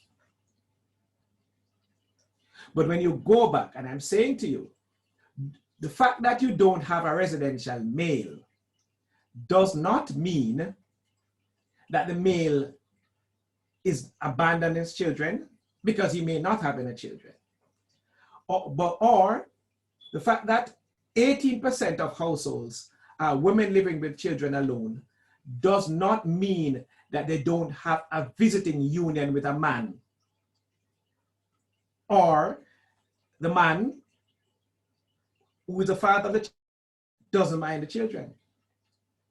And which is why I ask you, because one of the things that has happened is that we have so much grand narrative in our heads about what is real, and unfortunately we create policies over them. So some data that I'm trying to put together quick. It's overdue, and I hope that the people who contracted me will still accept it. But the COVID thing really screw it up, mess it up bad. So I'm saying one of the questions we asked was, how willing are you to give time off to female? And female security guards are more likely to get time off, even though they don't want to give time off to them, are more likely to get time off than male security guards for the same purpose. As long as them females mention pick in people's head, oh yeah, woman, right? And we go through those kinds of prejudices too. Me as a sociologist, I've been through that prejudice. I used to sit on the board of a primary school, St. Patrick's, my alma mater. And I remember I had a parents-teachers meeting. And poor me, I'm looking around and I saw about 100 parents and maybe 2 men. Right? 2 men. And immediately my reaction, it's a good thing that I didn't start cussing off the men. My reaction was that, well, which is true, that I needed to see more men there, and I was disappointed, and I was. And I stopped it there. I stopped it there. Based on on my presentation as I spoke, I was invited to speak to Drews Avenue Primary, that's in Drewsland, on the other side of the gully. I saw a larger representation of men there, and I was pleased, but it was still pretty small. I mean, like maybe out of the 50 parents that were there, we had about 10 men. And I started probing. So I said, you know, wait a minute. And one of them said, oh, I'm Derek. So I said, him don't want to come, but him never get the time. I'm like, okay. So I said to the other one, where baby father? I said, no, my baby father, my husband, him there, yeah, I cook him, say, woman thing this, division of labor. So he was there, he said, I'm a cook, yeah, man, I'm a cook, man. So the husband is home cooking. And I was used to providing support to allow her to go to the meeting. Yeah, I'm saying to you, hear me as a sociologist who know better, right? Inculcating my middle class thing, because I was born in Waterhouse. And I grew up in a community called Brook Valley in Duane Park, which is a garrison, semi-garrison now. And I'm asking the question myself, hold on, where does this notion of female-headed household come from? Because I'm going through the houses, you see. I'm going through the houses on my block, even now, because I still go there. I was there up to last night, right? I go through, and I'm going through the houses block by block. And I can tell you that Mr. Brown live over there, sir, with Miss May. And Mr. West did live over there, sir. And Mr. Donald did live over there, sir. And Miss Henry live over there, sir, by herself. Are you following what I'm saying? And that's why I gave you the challenge. You tell me, and I'm asking anyone in this classroom, anybody in here who was paying attention, to tell me any place that you know where you can actually do a census of the house, of the houses, and tell me where you see the majority of households don't have a father. Tell me. Go ahead, I dare you. I dare anybody. Bet you $5 grand. I dare you.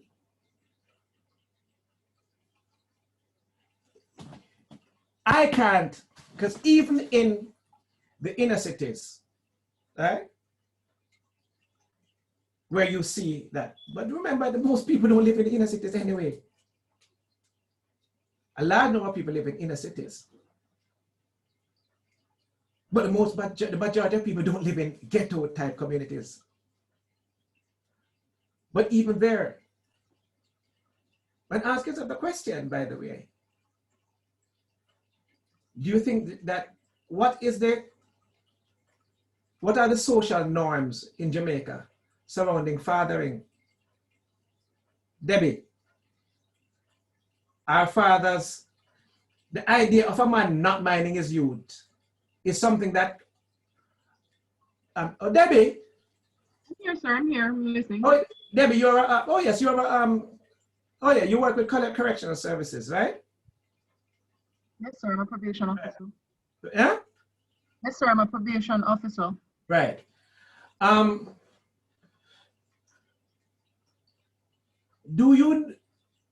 Is there any truth in the notion from your, again, you still don't do you wouldn't have done the surveys because you tend to get the story, the cases that are problematic anyway, right? Right. That's why they get to you. Right. But what are the social mores surrounding males minding their children? When you say social mores, what you mean, sir? Meaning, a man who don't mind him picnic, how is he seen by other men who him drink liquor with?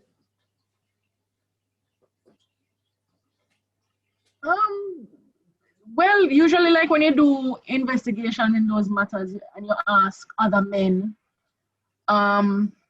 if they know of a man not minding his child, them look out against it. Them find it abhorrent, like, you know, how enough to do it, or the man the wicked kind of mind him pitney.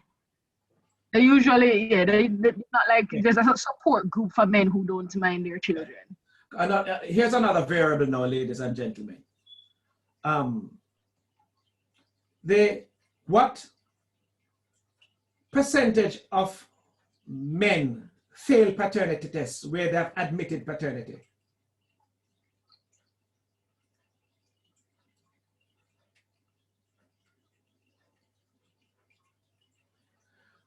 Well, depending on who you go to, right? If you go to Carrigen or something like that, they say that the majority of cases, the men are not the father. But that's an unrepresentative sample because it usually is because it's a dispute. But in cases where the men have said it's their child, meaning that they don't have any reason to doubt, but there are other kinds of factors,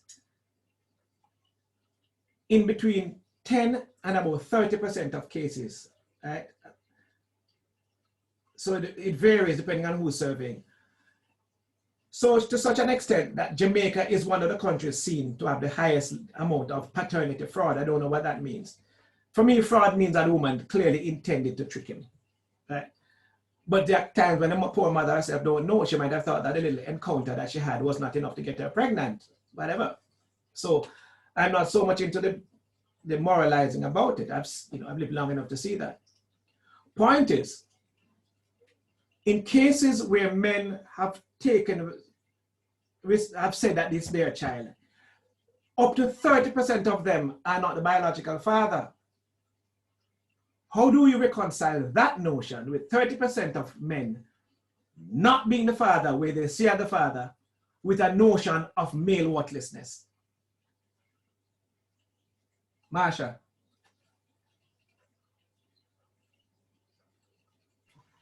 Sir? Am I making any sense?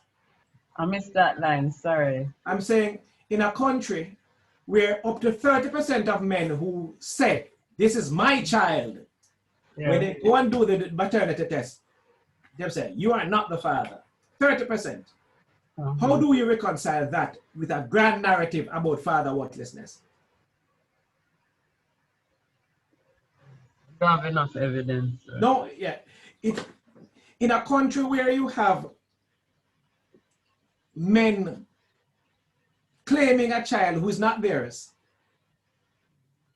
it says that the country that is a country where there's a high premium on men being good fathers or being seen as good fathers.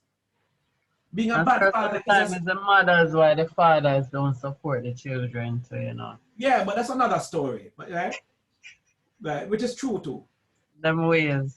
Right. But what Debbie as a probation officer is saying, she's on the ground, that man who don't mind children, right? Worst of all, a man who don't, the stigma, first of all, you don't breed a woman that can't them, you're a man guinea. Right? Because manliness is something that post-slavery populations fight to preserve. So they have to prove that they can have picnic, and they have to prove that they can mind the picnic. And the man are gelding. Yeah? Yes. So it is not true. It's a grand narrative. So anyway, I've asked all of you, is any of you qualified to win the $5,000 bet? Any neighborhood that you can think of that you know where the majority of houses, I ask you to stake out 20 houses from where you live, from one point, where the majority doesn't have a male, a father living there. And have you found any evidence anywhere in your, except in your mind? There are 20 of you in this room now, right? Tell me, one of you, I just need only one. Go ahead. You can't. Huh? Back to you, Gio.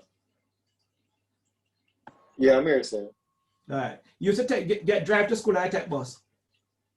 Well, both. Started getting job, but then I eventually started taking the bus. All right. So, and you take bus downtown or uptown? Downtown. So you used to walk down James Street and stuff like that, go down, right? Yeah, man. Right, good. And so when you pass through spoilers and stuff like that, whatever. See? And I don't know if you got the same level of familiarity, because I went to Jordan and I worked at the Ministry of Labor, so you know, right? I was pretty familiar with the environment, right? Yeah. I remember one night my car broke down, I decided to leave it without spoilers instead of over the ministry. Yeah, I mean, I played for Central Kingston too. Oh, good. So you know the community. You know the community. Yeah, man, I know all of the community. And so you will know. So you'll be in a little place now. One thing that you can walk down the streets. You go down lanes. When I go down, for example, go down south. Yeah. I go down, Victoria Avenue, and I turn up. and I go up Cleveland Road or Malvern Avenue or something like that, and I'm going down through the yard, man, them dead with them picnic. Exactly. Yes. Oh, that's the case. I'm telling you, that's the case. I have a friend down there that him have 4 picnic with 4 different baby mother, and him take care of the 4 of them. Right. And he might not be, he can't clearly reside with the 2 of them, all them with a slick and live with 2. And he does. And he does. Right. You know, I'm sorry if I took you off the plan course today, but this is a major issue. It's a major issue because this is where the sociology and the HR meet. Because so much social policy, so much IR practice is built upon prejudices and grand narratives. See, not one single person in this class here, not one person here could step forward and say they can think of any first-hand evidence of any community, not a household, community. So you will handpick a house that you go to from, but that's not the same. The probation officer among us will tell you that if she goes along a particular corridor, so you pick out a particular lane. Now, with a high homicide rate, you'll know that a couple of the males will have been killed, etc. Right, that's another story. But when you go through the typical deep rural community, so you have these people who talk about these, who come from deep rural community with the farmer man and him picking them, who go to field every day and still come back in a room and have these conversations and talk about male marginality as it was a given.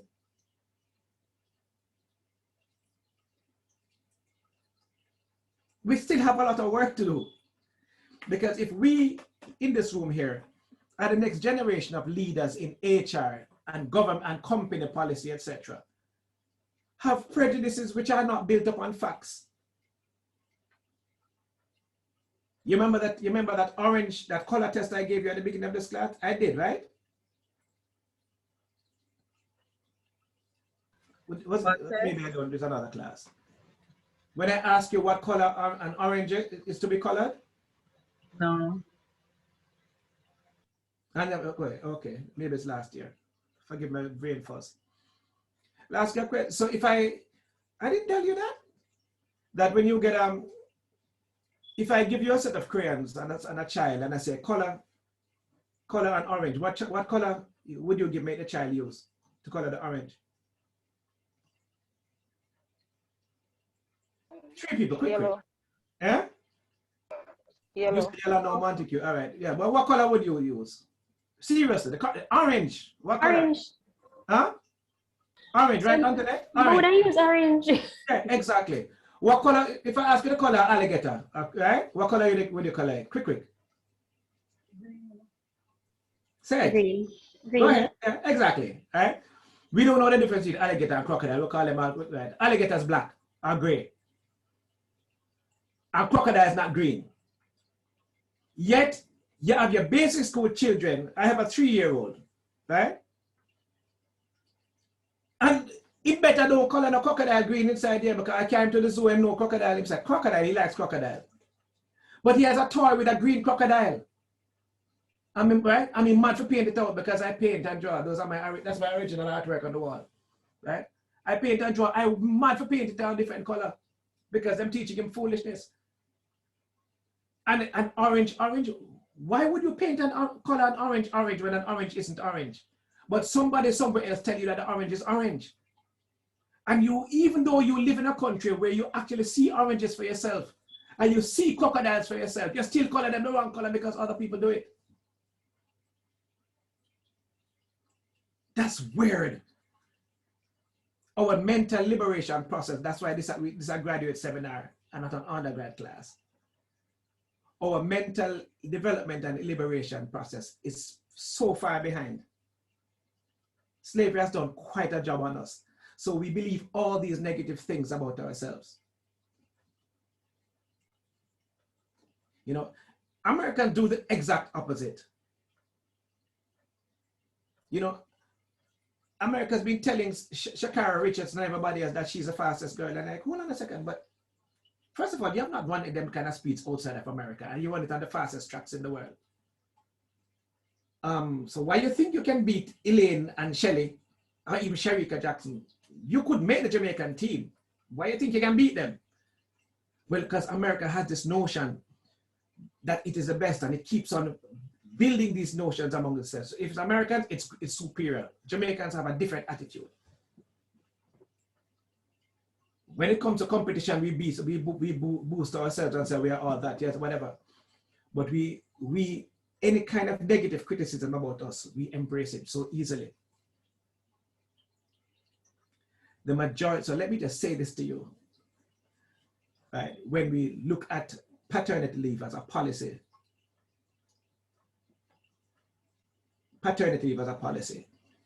you have to know the environment within which you live.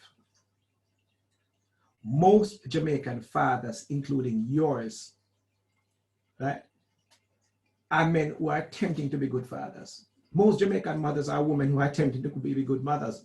They might not be good mothers, they are attempting.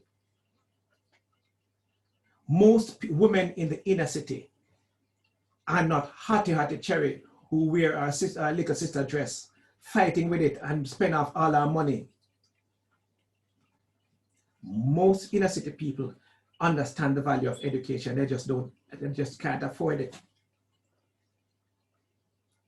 Most inner city people, if given the choice between educating their children and doing a hairdo, they're going to educate the child. You have these grand narratives about what Jamaican people are and what Jamaican people do.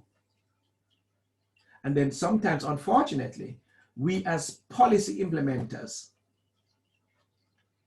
do things to make these very same self-fulfilling prophecies come to fruition, and then we start cussing the people that they are that. So we are the same set of people who don't want to give the men time off to go to attend things, but then we cuss them because they are not there for their children. We're the same set of people who say that men must not get paternity leave because they are going to run up and down and look for them girlfriend. When you know fully well, if you think about it, that getting paternity leave will allow the man who got the girl pregnant while him living in his parents' house, will allow him a little bit more time to go and visit his girlfriend in Bull Bay, knowing fully well that him living in Duane Park. And no, I don't have a baby mother in Bull Bay. Yes. Anyway, I don't. I'm just joking. I don't. Right, but I'm saying to you as a young man, traveling on this unreliable transportation system, he doesn't have a car, but he have a baby mother who lives 20 miles away from him. If he get paternity leave, he can leave out at 5 o'clock or 6 o'clock in the morning, take the bus and go and help her in there or whatever, and jump back on the bus, as so many people have done. And I ask yourself the question. Ask yourself the question going forward, based on your own observation experience. Don't you know of any case or cases where a man gets a girl pregnant and he doesn't live there, but he's there morning, noon, and night, and then he goes home back to his yard in the night? And if you don't know those stories, Antoinette, just because you have a picture up, I'm asking. You don't know those stories? Any other stories? Sir, what stories? Apologies. You don't know any case of where a man gets a woman pregnant. He doesn't live in the house with her, right? Mm-hmm. Right, but he takes the bus and comes there most days and goes back home in the night while she's pregnant or while the baby born, but he doesn't live at the house. You know of those cases? Not personally, but I know of similar cases. Right. Yeah, I know of similar cases. So I wasn't necessarily in agreement with the person having to live with the mother to support, because for me, my mother didn't live with my father when I was younger, but my father still made every effort to support me in more ways than one. So I don't agree from a personal standpoint that you have to live with the mother or father. Well, we're talking about paternity. So live with the mother to support the child or be eligible for paternity leave. HR isn't there to uphold what is in society, but to ensure that the team members have, you know, as fathers, have the opportunity to be there for their child during that critical time. So I'm going to share. I'm going to share on the ORVLE a presentation I did relating to some of the myths about the first 1,000 days of a child's life. It's funny. I mean, how the narratives are so big. You want to come to the community. You want to come to Brook Valley, where I grew up.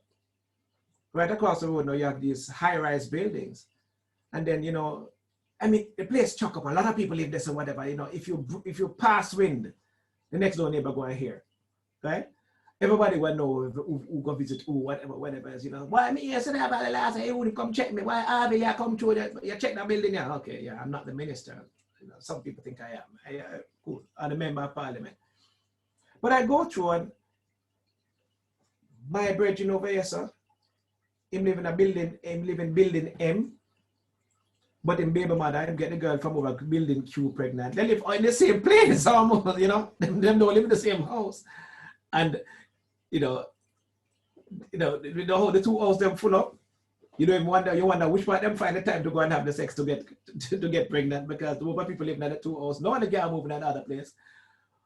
But him cook some car food, go give her. And then, you know, they technically don't live in the same place.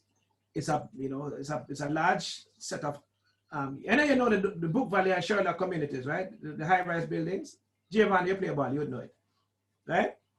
Yeah, I know over there. Sir. Right. But a man will live on one building, but the baby mother live on the other one. Yeah. Him don't live there, whatever. And so what he move on there right through. No, technically he would not qualify. Even though he's just within a stone's throw. So when he wake up in the morning and climb the stairs over the next building and go and mix feeding. And maybe his female have the washing machine, or you know, right? And his female the baby things wash. You know, those things. It's.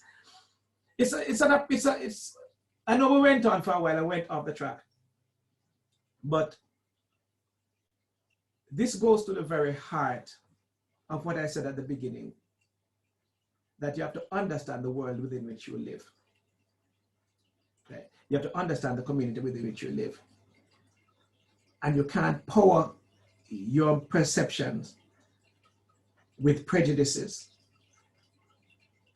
Because follow me here before we go. If you can fail a color test relating to something like orange with the older we eat, we live in a country where you can eat oranges 24 hours a day. There's no orange season. You can get orange right through the year in Jamaica.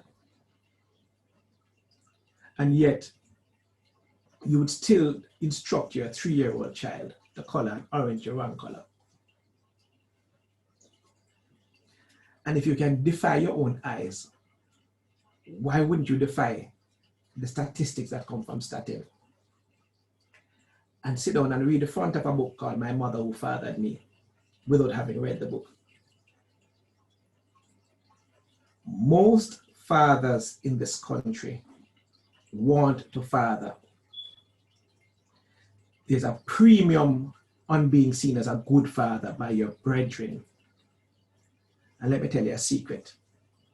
And you women know it too. And I've been told this. That I may never know. That one of the most attractive things a man can be is seen as a good father.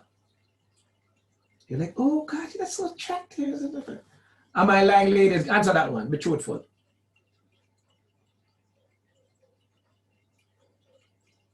Talk now. Answer, Marsha. Your hands up. Eh? Thumbs up. I agree. Don't it? Eh? Don't it's true? When a man, I agree. Yeah. Even those of you who are single, who have no children, don't you find a man who is a good father to his children, or to children on the whole, but his children especially, right? Don't you find it to be attractive?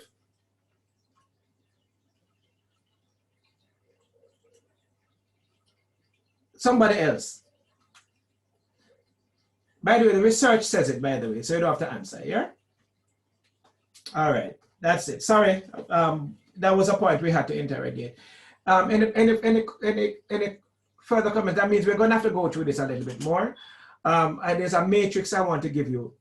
I think I probably still send it to you anyway. There's a matrix, a negotiation matrix. It has 4 squares, which have the must-have, can gives, would like, and can give. There are 4 quadrants in which you use when you're doing a negotiation. And I think that we might have enough time, since, well, we kind of lost some time on this topic, right? But we will, I want to spend an hour, perhaps the last hour next week then, where we actually do negotiation, a negotiation type exercise. Sorry, I'm not sorry, no. Any comments, any further clarification, any question?